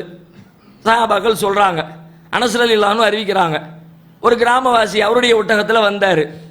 அந்த ஒட்டகத்துக்கும் ரசூலுல்லாஹ்வுடைய ஒட்டகத்துக்கும் இடையில போட்டி நடந்துச்சு. போட்டியில் பார்த்தா கிராமவாசியுடைய ஒட்டகம் ஜெயிச்சிருச்சு, நபிகள் நாயகத்துடைய ஒட்டகம் தோற்று விட்டது. தோத்துருச்சுன்றதை கேள்விப்பட்ட உடனே சஹாபாக்களுக்கு கவலை தாங்க முடியல. ஃபஸ்தத்தாலிக அலல் முஸ்லிமீன், முஸ்லீம்களுக்கு அது ஒரு பெரிய கஷ்டமாயிடுச்சு. தூதருடைய ஒட்டகம் தோத்து போச்சே, சுபிக்கத்தில் அல்பா தோத்து போச்சே அப்படின்னு ரொம்ப கவலையோடு இருக்கிறாங்க. இது எல்லாருக்கும் ஏற்படத்தான் செய்யும். நாம யாராவது ஒரு ஒரு ஒரு 2 டீம் போட்டி எடுக்கிற நேரத்தில் யாராவது ஜெயிக்கணும் அப்படின்னு நம்ம மனசுக்குள்ள நினைச்சுக்கிட்டே இருந்தோம்னு வச்சுக்குவோம், அவங்க தோத்துட்டாங்கன்னா நம்மளால தாங்கிக்கவே முடியாது. அதை நினைச்சு கவலைப்படுவோம். ஒரு 2 கிரிக்கெட் டீம் விளையாடுதுன்னு வச்சுக்கோமே, அதுல நம்ம எதிர்பார்த்த டீம் தோத்து போச்சுன்னா 4 நாளைக்கு அதை நினைச்சுக்கிட்டே இருக்கிறான், தோத்துட்டானுங்களே, இப்படி அடி வாங்கிட்டானுங்களே, எதுவும் கையில காசு பரிமாறி இருக்குமோ, சூதாட்டம் எதுவும் கையில பணத்தை வாங்கியிருப்பானுங்களோ, என்ன செஞ்சாலும் தெரியலையே அப்படின்னு குழம்பிக்கிட்டே பல பேர் உட்கார்ந்துருப்பான். இன்னும் சில பேர் எப்படி இருப்பான், விடக்கூடாது நம்மளை அசிங்கப்படுத்திட்டான், வெளிநாட்டில் போய் அதுவும் பாகிஸ்தானுடைய மண்ணில் போய் நம்ம நாட்டை தோல்வி அடைய வச்சுட்டு வந்துட்டான், விடக்கூடாது. நாட்டுக்குள்ள வந்தாம்னா தக்காளியால தான் அவனை வரவேற்கணும். கூடவே தக்காளி வச்சு நிற்கான், பெட்டி பெட்டியா முட்டையை தூக்கி வச்சு நிற்கிறான். அங்கிருந்து போலீஸ் பந்தோபஸ்தோட வீட்டுக்கு கூட்டிட்டு போனான். வெளியிலே ஆளை காட்டாம ஏர்போர்ட்ல இருந்து இறங்கின உடனே வண்டிக்குள்ள ஆளை தூக்கி வச்சு நேரா வீட்டுக்குள்ள கொண்டு போய் சேஃப்டியா இறக்கி விட்டு வரான். வர்ற வழியில காருக்கு மேல முட்டையை எறிகிறான், தக்காளி எறிகிறான். என்ன காரணம், இவன் ஜெயிக்கணும்னு நினைச்சவன் தோத்துட்டானே, நம்ம நாடு தோத்து போச்சே, நமக்கு அசிங்கமாயிடுச்சே, அதை ஏத்துக்கவே முடியல. ஒரு கிராமத்துல சேவல் சண்டை வைப்பாங்க, அதுல இவனுடைய சேவல் தோத்து போச்சுன்னா அதுக்கு சேவல் எதிராளி சேவலோட சண்டை போட்டு தோத்து தான் போயிருக்கும், ஆனா உசுரோடு இருக்கும். தோல்வியை தாங்க முடியாம தலையை திரும்பி போட்டவன்லாம் இருக்கான். இப்படி நமக்கு அசிங்கமாயிடுச்சே, இத்தனை வருஷமா நம்ம ஊர்ல நடந்த எல்லா போட்டியிலையும் நம்ம ஜெயிச்சுக்கிட்டே இருந்திருக்கிறோம், இந்த வருஷம் நம்ம தோத்துட்டோமே, இனிமே நம்ம எப்படி தலை காட்டுறது, வேண்டாம், இனிமே இப்படி ஒரு சேவக்கோழி நமக்கு தேவையில்லை அப்படின்னு சேவக்கோழியை சாவடிச்சவன்லாம் இருக்கிறான். அப்போ ஒரு மாதிரி ஒரு போட்டிகள் நடைபெற்றால் போட்டியிடுகிற நேரத்தில் தன்னுடைய கட்சி தான் விரும்புகிற அணி ஜெயிக்க வேண்டும் என்பது எல்லாருடைய உள்ளத்திலும் இருக்கிற ஒரு சாதாரண எதிர்பார்ப்பு. நபிகளார் மீது சொல்லவே தேவையில்லை, சஹாபாக்கள் அந்த எதிர்பார்ப்பை அதிகமாகவே வச்சிருக்கிறாங்க. இப்போ அல்பா தோத்து போச்சு, சஹாபாக்களுக்கு ரொம்ப கவலையா இருக்கிறது. சுபிக்கத்தில் அல்பா தோத்து போச்சு எங்க பார்த்தாலும் பேச்சா கிடக்கிறது. இதை பார்த்துட்டு ரசூலுல்லாஹ் சொல்றாங்க, இன்ன ஹக்கன அலல்லாஹி அல்லாஹ் யர்ஃபா ஷைஅம் மின துன்யா இல்லா வல்லாஹு. எல்லாம் கவலைப்பட்டுக்கிட்டு உட்கார்ந்துருக்கிறாங்க. ரசூலுல்லாஹ் சொல்றாங்க, இங்கே பூமியில உயர்ந்து செல்லுகிற எந்த ஒன்றாக இருந்தாலும் சரி, வெற்றி வெற்றி வெற்றி வெற்றின்னு மேல போய்கிட்டே இருக்கு, அப்படி உயர்ந்து செல்கின்ற எந்த ஒன்றாக இருந்தாலும் சரி, அல்லாஹ் அதை தாழ்த்தாமல் இருப்பதில்லை. என்னமோ எனக்கு வெற்றி தான் கிடைக்கும்னு நினைச்சுக்கிட்டு இருக்கிறீங்க, தோல்வி வரக்கூடாதா? அல்லாஹ்வுடைய தூதரை தோக்க கூடாதா? என்னுடைய ஒட்டகம்னா தோத்து போக கூடாதா? நானும் உங்களை மாதிரி மனுஷன் தானே. உலகத்தில் உங்களுக்கு எப்படி வெற்றி வருகிறதோ அதுபோல எனக்கும் சில நேரங்களில் வெற்றி வருகிறது, சில நேரங்களில் உங்களுக்கு எப்படி தோல்வி வருகிறதோ அதுபோல எனக்கும் தோல்வி வருகிறது. வெற்றி தோல்வி என்பது உலகத்தில் சகஜம்பா. என்னமோ தோல்வியே வரக்கூடாது, புனித படைப்பா நானே, வானத்திலிருந்து குதிச்சவனா நானே, அல்லாஹ்வுடைய இயற்கை நியதி அது அப்படின்னு ரசூல் ஸல்லல்லாஹு அலைஹி வஸல்லம் தன்னுடைய தோழர்களுக்கு பாடம் நடத்துறாங்க. அங்க கூட ரசூலுல்லாஹ் அதை அரசியலாக்க விரும்பல, அவங்களுக்கு அறிவுரை சொல்றாங்க. என்ன நீங்க ரொம்ப பெருசா நினைச்சிடாதீங்க, நான் என்னமோ உங்களை எல்லாம் விட மேம்பட்டவனா நினைச்சிடாதீங்க, உங்களை மாதிரி தான் நானும், உங்களுக்கு ஏற்படுகிற வெற்றி தோல்விகளை போன்றே எனக்கும் வெற்றி தோல்விகள் ஏற்படுகின்றன என்ற செய்தியை நபிகள் நாயகம் தன்னுடைய தோழர்களுக்கு இடையிலே பதிவு செய்கின்ற செய்தியை பார்க்கிறோம். புகாரியில் 6501வது ஹதீஸாக இந்த செய்தி பதிவு செய்யப்பட்டிருக்கிறது. இதே போல நபிகள் நாயகம் பல கட்டங்களில் அவருடைய வாழ்க்கையிலே வெற்றி தோல்வியை மாறி மாறி சந்தித்திருக்கிறார்கள். ஏன் வீட்டில் குடும்பத்தில் மனைவி இடத்துல ஒரு தடவை ரசூல் ஸல்லல்லாஹு அலைஹி வஸல்லம் சஹாபாக்களோடு பயணம் பண்ணியிருக்கிறாங்க. ஒரு போர்க்களத்திற்கான பயணத்தில் போறாங்களோ அது போயிட்டு வர்றாங்களோ தெரியல. அந்த பயணத்தில் சஹாபாக்களை பார்த்து சொல்றாங்க, கொஞ்சம் எட்டி நடங்கிறாங்க. அவங்க எல்லாரும் கொஞ்சம் வேகமாக முன்னாடி போறாங்க. எல்லாத்தையும் முன்னாடி அனுப்பி விட்டுட்டு ரசூலுல்லாஹ் மனைவியை கூப்பிடுறாங்க, ஆயிஷா ரலியல்லாஹு அன்ஹா அவங்கள கூப்பிடுறாங்க. கூப்பிட்டு ரசூலுல்லாஹ் சொல்றாங்க, நம்ம 2 பேரும் ஓட்டப்பந்தயம் வைப்போமா அப்படின்னு. போர்க்களத்துக்கு போற நேரத்தில் ரசூலுல்லாஹ்வுடைய விளையாட்டு பாருங்க, நம்ம கற்பனையே பண்ண முடியாது. இந்த மாதிரி ஒரு மனிதரை, ஒரு தலைவரை நினைச்சே பார்க்க முடியாது. போர்க்களம்னு அப்படி டென்ஷன்ல குதிச்சுக்கு நிப்பான். எல்லாம் என்னடா ஆச்சு, எது ஆச்சு, போருக்கு போகும்போதும் சரி போயிட்டு வரும்போதும் சரி போகிற நேரத்தில் ஜெயிப்பமா தோப்பமானு பிரச்சனையா கிடக்கும். போயிட்டு வரும்பொழுது அதனால் ஏற்பட்ட இழப்புகள், காயங்கள், அதுல பல பேரை உயிர் இழந்திருப்பாங்க, பல தோழர்களை இழந்திருப்பாங்க, அதை நினைச்சு கவலை இப்படியாகத்தான் இருக்கும். அப்படிப்பட்ட நேரத்தில் கூட உலகத்துல பெருசா கவலைகளை தூக்கி மண்டையில ரசூலுல்லாஹ் வச்சுக்கவே மாட்டாங்க. எல்லாம் அல்லாஹ்வுடைய ஏற்பாடு. உலகத்துல எல்லாம் நடக்கத்தான் செய்யும். வெற்றியும் வரும், தோல்வியும் வரும், இழப்புகளும் வரும், பாராட்டுகளும் வரும். எல்லாத்தையும் சர்வ சாதாரணமா எடுத்துக்கணும் அப்படின்னு எடுத்துக்கிறவங்க ரசூலுல்லாஹ். அதனால போர்க்கள பயணத்தின் பொழுது அவங்க சஹாபாக்களை முன்னாடி அனுப்பிட்டு மனைவியை கூப்பிட்டு வா ஓட்டப்பந்தயம் வைப்போம். 2 பேரும் சேர்ந்து ஓடுறாங்க. ஓடுன ஓட்டத்துல ரசூலுல்லாஹ் ஜெயிச்சிடுறாங்க. ஜெயிச்ச உடனே ரசூலுல்லாஹ் சொல்றாங்க, ஆயிஷா நாயகி தோத்துறாங்க. உடனே ரசூலுல்லாஹ் சொல்றாங்க ஆயிஷாவை பார்த்து, ஃபஜஅல யல்ஹகு, சிரித்துக் கொண்டே சொல்கிறார்கள், ஹாதிஹி பிதில்க, அன்னைக்கு இதே மாதிரி ஒரு நாள் ஓட்டப்பந்தயம் வச்சோமே, நீயும் நான் ஓடணுமே, ஓடும்போது அன்னைக்கு நீ ஜெயிச்ச, இன்னைக்கு நான் ஜெயிச்சேன், கணக்கு 2 டேலி ஆயிடுச்சா? எவ்வளவு முந்தியோருக்கு நடந்திருக்கிறது இதே மாதிரி ஒரு ஓட்டப்பந்தயம். அதுல ஆயிஷா நாயகி ஜெயிச்சிருக்கிறாங்க, இப்ப ரசூலுல்லாஹ் ஜெயிச்சிருக்கிறாங்க. 2ஐயும் ரசூலுல்லாஹ் சொல்லி காட்டுறாங்க. அப்ப நபிகள் நாயகம் தோற்ற பொழுதும் சரி, நபிகள் நாயகம் ஜெயித்த பொழுதும் சரி, அது தோல்வியும் வரும், வெற்றியும் வரும் என்று சாதாரணமாக எடுத்துக்கொண்டிருக்கிறார்கள். மனைவி இடத்துல தான் இங்க இப்ப நம்மள எடுத்துக்கிட்டா வெளியில பல பேரிடத்துல தோக்குறவங்க கூட மனைவிக்கு முன்னாடி ஒரு தோல்வியா ஜீரணிக்கவே முடிய மாட்டேங்குது. என் பொஞ்சாதி முன்னாடி இப்படி பேசிவிட்டானே, நீ வேற யார் முன்னாடி பேசினாலும் பிரச்சனை இல்லை, ஊர் உலகத்துல எவன் முன்னாடி பேசினாலும் நான் ஏத்திருப்பேன். இப்ப நான் வீட்டுக்கு எப்படி போக முடியும்? என்ன என் பொஞ்சாதி மதிப்பாளா? அவன் முன்னாடி நான் நிக்க முடியாத. அப்ப மனைவி முன்னாடி தோல்வி, மனைவிக்கு முன்னாடி தன்னை ஒரு பெரிய பிம்பமாக, பெரிய ஆதர்ச புருஷனாக, தன்னை மாதிரி உலகத்துல எவனுமே கிடையாது, நான் மட்டும்தான் பயங்கர ஹீரோ அப்படிங்கிற ஒரு எண்ணத்தை உருவாக்கி வச்சிருப்பானே, அந்த எண்ணம் செஞ்சு போயிருச்சு. எல்லா வீட்லயும் அப்படிதான் ஓடும். நீங்க சொன்னாலும் சொல்லாட்டியும் நம்ம தான் இருக்கிறதுலே பெட்ரு அப்படியெல்லாம் கொஞ்சம் கூட குறைய போட்டு வச்சிருக்கிறனால தான் வண்டியை சந்தோஷமா ஓடு. மார்க்கும் அதை அங்கீகரிக்கத்தானே செய்யுது. ரசூலுல்லாஹ் என்ன பண்றாங்க, புருஷ பஞ்சாதி கொஞ்சம் கூட குறைய போட்டுக்குங்க, அதெல்லாம் அவனுக்கு கையில மடியில இருந்து பேசினா பிரச்சனை இல்லைன்ட்டாங்க ரசூலுல்லாஹ். ஏன்? அப்படியெல்லாம் மனுஷன் பேசத்தான் செய்வான், பேசினா தான் வண்டி சந்தோஷமா இருக்கும். அப்படிப்பட்ட ஒரு எண்ணத்தை ஏற்படுத்துகிற குடும்ப வாழ்க்கையில கூட நபிகள் நாயகம் ஸல்லல்லாஹு அலைஹி வஸல்லம் அந்த வெற்றி தோல்விகளை சமமாக பாவித்திருக்கிறார்கள். தன்னை ஒரு சாதாரண எளிய மனிதராக அங்கே வெளிப்படுத்தி இருக்கிறார்கள் என்று சொன்னால், இது போன்ற காட்சிகள் வழியாகத்தான், செயல்பாடுகள் வழியாகத்தான் நம்முடைய உள்ளத்திலே எழுகிற பெருமை என்ற உணர்வை, ஆணவம் என்ற உணர்வை நாம் அழித்து ஒழிக்க முடியும் என்பதை உள்ளத்திலே நாம் வைத்துக் கொள்ள வேண்டும். இது நபிகளாருடைய வாழ்க்கையில் இருந்து நமக்கு கிடைக்கிற பாடம். இந்த வரலாறுகளை பார்க்க போனா நிறைய போய்கிட்டே இருக்கும். மாதம் முழுக்க இந்த வரலாறையே சொல்லிக்கிட்டு இருக்கலாம். அந்த அளவுக்கு நபிகளாருடைய வாழ்க்கையின் எளிமை குறித்த ஏராளமான வரலாற்று செய்திகள் நமக்கு கிடைக்கின்றன. இது நமக்கு போதுமானது. இதை தாண்டி ரொம்ப போக தேவையில்லை. வேற என்ன இருக்கு இந்த பெருமையில என்று பார்த்தால், மனுஷன் எதையெல்லாம் வச்சு பெருமை அடிக்கிறான் அப்படின்னு ஒரு லிஸ்ட் எடுத்து வச்சுக்குவோம். பிரதானமாக சில விஷயங்களை சொல்லலாம். உதாரணமா பொருளாதாரம், பணம் இருக்கிறதுலே ரொம்ப பெரிய அளவுல மனுஷனை பெருமை அடிக்க தூண்டுகிற காரணிகளில் முக்கியமான ஒரு காரணி பொருளாதாரம். பணம் ஒருத்தண்ட வந்துருச்சு, செல்வம் வந்து சேர்ந்துருச்சுன்னா தலகால் புரியாம ஆட ஆரம்பிச்சிடலாம். அர்ப்பனுக்கு வாழ்வு வந்தால் அர்த்த ராத்திரியில் கொடபிடிப்பாங்களே, அந்த மாதிரி தான் லெவல். பைசா வந்துருச்சுன்னா அவ்வளவுதான், என்ன வேணாலும் செய்வார், யார் வேணாலும் பேசுவார். ஒரு சாதாரணமா ஒரு இட்லி கடையில் போய் உட்கார்ந்து இட்லி சாப்பிட உட்கார்ந்தாருன்னு வச்சுக்கோமே, அந்த உட்கார்ற இடத்துல அவர் பேசுற பேச்சுல அந்த துணியிலேயே தெரிஞ்சிடும் பார்ட்டி பை வெயிட்டா இருக்கா, ஒண்ணும் இல்லாம வத்தலும் சுத்தலமா வந்திருக்காரான்னு பேசுற பேச்சுல கண்டுபிடிச்சிடலாம். வந்து உட்கார்ந்துருப்பாரு, சீட்டு முனியில உட்கார்ந்துருப்பாரு, அண்ணே அப்படின்னு கூப்பிடுவாரு சர்வரை. பக்கத்துல வந்து இட்லி எவ்வளோண்ணே? 4 ரூபாயா? ஒரு 4 இட்லி கொடுங்கண்ணே. வடை எவ்வளோண்ணே? 5 ரூபாயா? ஒரு வடை கொடுங்கண்ணே. கேட்டு ஆர்டர் பண்ணுவார். அதே கை நிறைய பை நிறைய பணத்தோடு வந்து உட்கார்ந்துருந்தாருன்னா வந்து உட்கார்ந்துருப்பார், 1 நிமிஷம் வெயிட் பண்ணுவார், ஆளை காணமா. அதுக்கப்புறம் ஒரு சத்தம், ஒரு என்னையா ஹோட்டலு வந்து உட்கார்ந்துருக்கிறேன், ஒருத்தனை காணும், எவ்வளவு நேரமாச்சு, சாப்பிட்றதா இல்லையா, எங்களுக்கு வேற வேலை இல்லை, வேற ஹோட்டல் இல்லை, ஐயா ஐயா ஐயா ஓடி வருவான். அப்ப அந்த பணம் வந்துருச்சுன்னா அது ஒரு வகையான திமிரை மனிதனுடைய உள்ளத்திலே பல பேருக்கு கொடுக்கிறது. விதிவிலக்குகள் சில உண்டு, நீங்க விதிவிலக்குகளை விட்டுருங்க. பரவலாக பணம் என்பது மனிதனுடைய உள்ளத்திலே பெருமை, ஆணவத்தை கொண்டு வந்து சேர்க்கிறதா இல்லையா என்று பார்த்தால் சேர்க்கத்தான் செய்கிறது. இப்ப நாம யோசிச்சு பார்க்கணும், பணம் வந்தால் பெருமை வருவதற்கு நியாயம் இருக்கிறதா?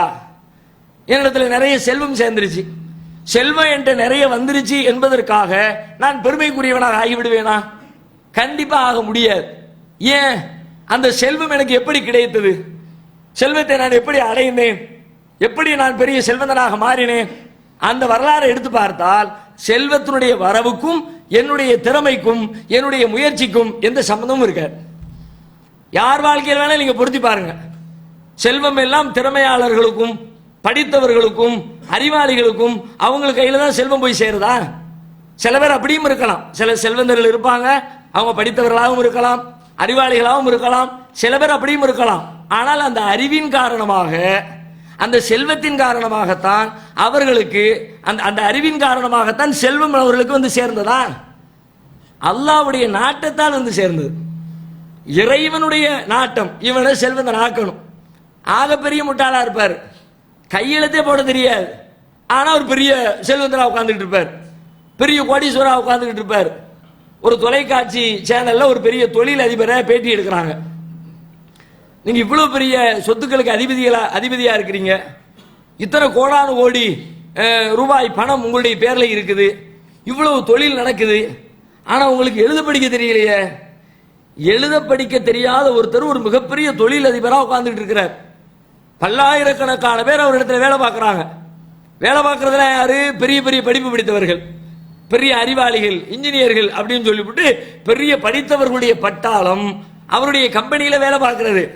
ஆனால் அவருக்கு கையெழுத்து போட சொன்னா மைடப்பாவை தேடுவார் கை நாட்டு வைக்கிறதுக்கு.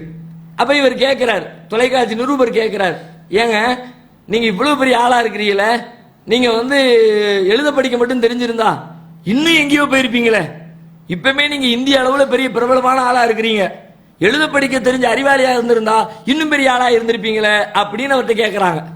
அப்ப அவர் சொல்றாரு, நான் எழுத படிக்க தெரிஞ்சவனா இருந்திருந்தா கோயில்ல மணியாட்டிக்கிட்டு தான் இருந்திருப்பேன்.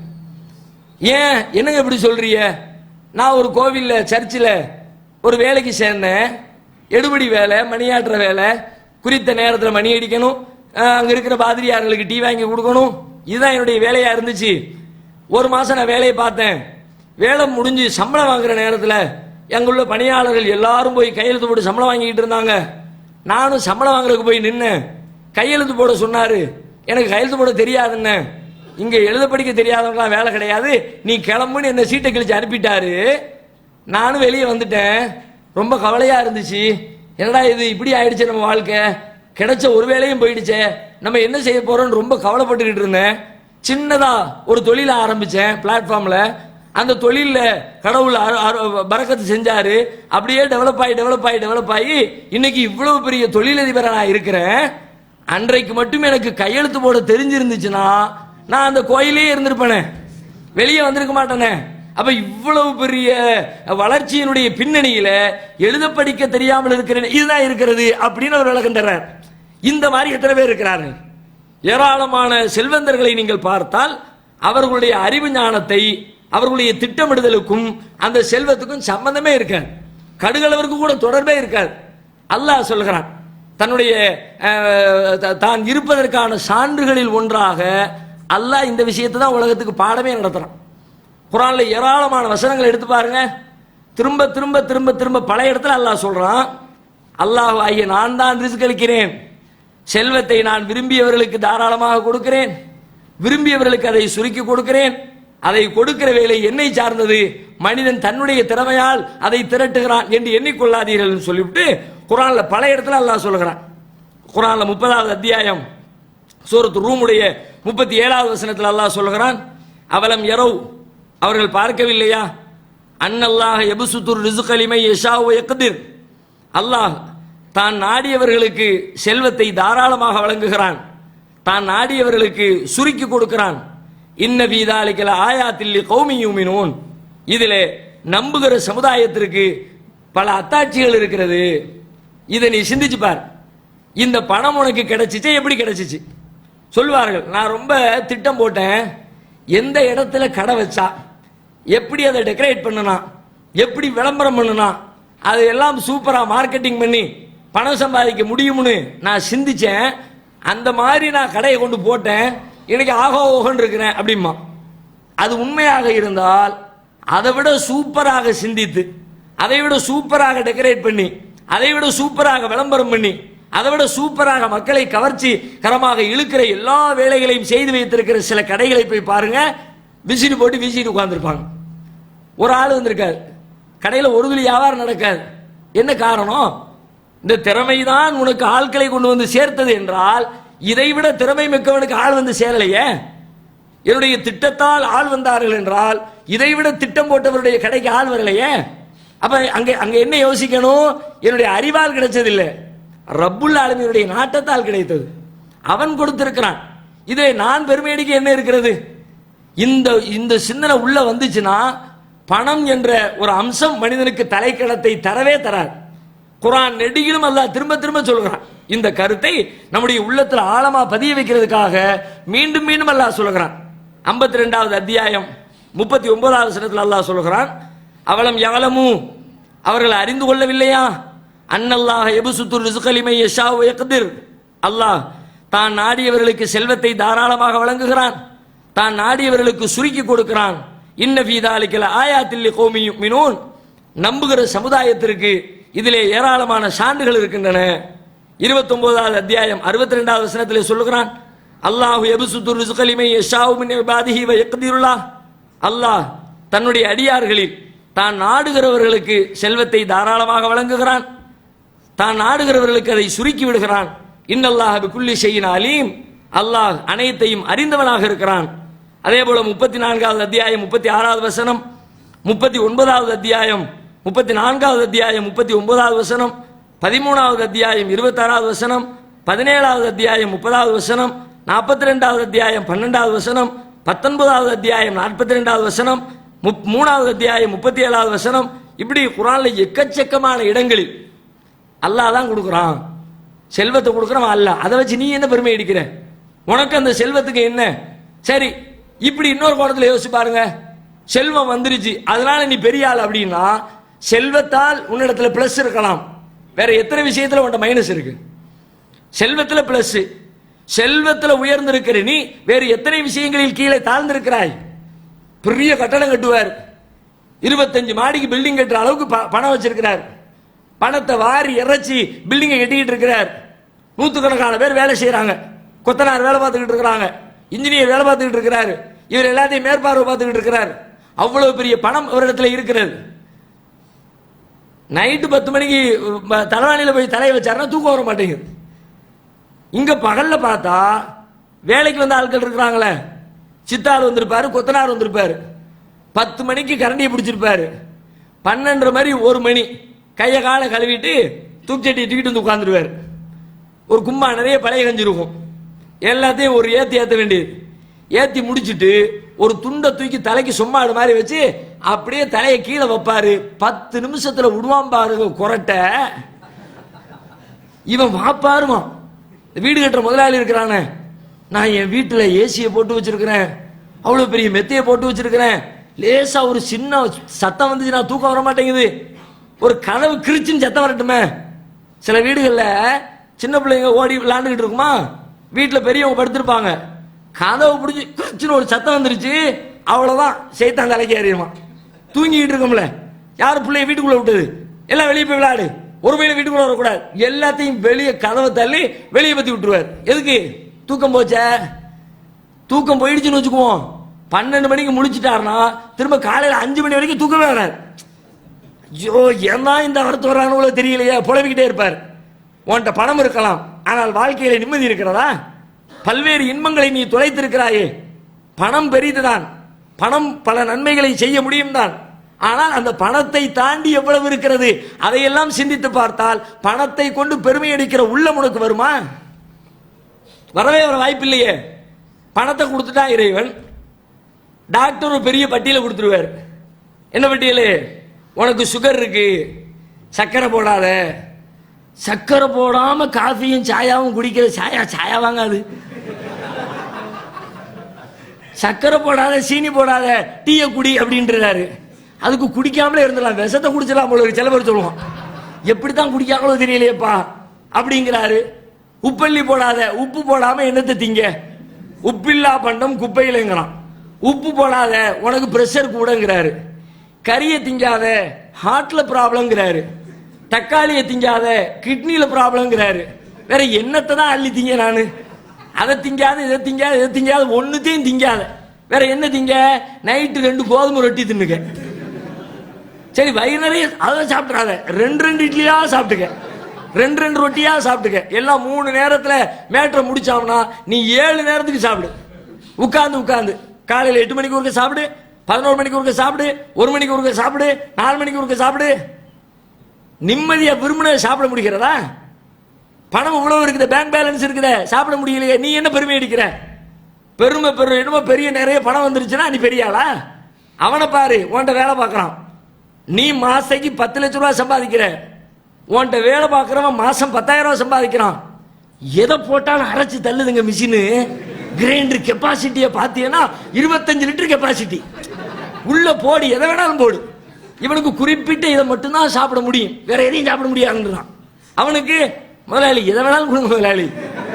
வீட்டில் மிஞ்சினது வச்சு எல்லாத்தையும் அடிக்கலாம். மீன் குழம்பா கொடுங்க சாப்பிட்றேன், கறி குழம்பா கொடுங்க சாப்பிட்றேன், கத்திரிக்காவா கொடுங்க சாப்பிட்றேன், பழைய கஞ்சியா கொடுங்க சாப்பிட்றேன். எதை போட்டாலும் அரைக்கிற மிஷினை எல்லாம் கொடுத்துருக்குறானே. நீ என்ன பணம்னு பெருசா நினைக்கிற? ஆரோக்கியம் இல்லையே, உடம்புல தெம்பில்லையே. அவன் தலை நிறைய 10 செங்கலை தூக்கி அடிக்கிட்டு ஒரு பொம்பளை 10 மாடிக்கு நடக்கிறான். இவர் கையில 2 செங்கலை கொடுங்க, மாடி 12 படி ஏறுறதுக்குள்ள அப்படி வச்சுட்டு கொஞ்சம் தண்ணியை கொடுப்பா அப்படின்னு எழுதி குடிச்சுக்கிட்டு இருப்பாரு.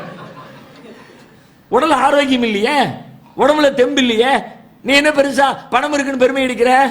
இன்னும் சொன்னா, பணம் இல்லாதவனுக்கு இருக்கிற நிம்மதி பல நேரங்களில் பணம் இருக்கிறவன் நிம்மதியா இல்லையே. நீ என்ன பணத்தை வச்சு பெருமை அடிக்கிற? இங்க இருந்து நீங்க திருநெல்வேலிக்கு போங்க. எப்படி போங்க? கையில ஒன்னும் கிடையாது, 1 பைசா கிடையாது. பஸ்ல ஏறி உட்காந்திய, பஸ்ஸுக்கு டிக்கெட்டுக்கு மட்டும் காசு இருந்துச்சு. பைசாவை கொடுத்திய, கண்டக்டர் டிக்கெட்டை தந்தாரு, வாங்கி ஜோப்ல வச்சுட்டு சேரு புஷ்பேக் சேரை இழுத்து விட்டுட்டு தலையை தூக்கி சேர்ல வச்சிய. ஒரு தூக்கம் ஒரு நிம்மதியா. காலையில 5 மணி 6 மணி 7 மணிக்கு போலன்னு விடியும் பொழுது திருநெல்வேலி வந்தவொடனே தட்டுவார் கண்டக்டர், வந்துருச்சு ஆளை இறங்கிடலாம். அதே இன்னொரு நாள் ஏறுங்க, கையில் ஒரு 10 லட்ச ரூபா பணத்தோட ஏறுங்க. டிக்கெட் எடுத்தாச்சு, கையில பணம். இங்க இருந்து ஏறி உட்காந்து தூங்க பார்க்கலாம். திண்டிவனம் போறதுக்குள்ள இருக்கு. அதுக்கப்புறம் திருச்சி வரும்போது அப்போ இருக்க, மதுரை வரும்போது அங்கே இருக்க, கோயில்பட்டி வரும்போது அங்கிட்டு இருக்க. எங்க தூங்க நீ? பணம் இருந்தா நிம்மதி தானே. நிம்மதி போச்சே இங்க.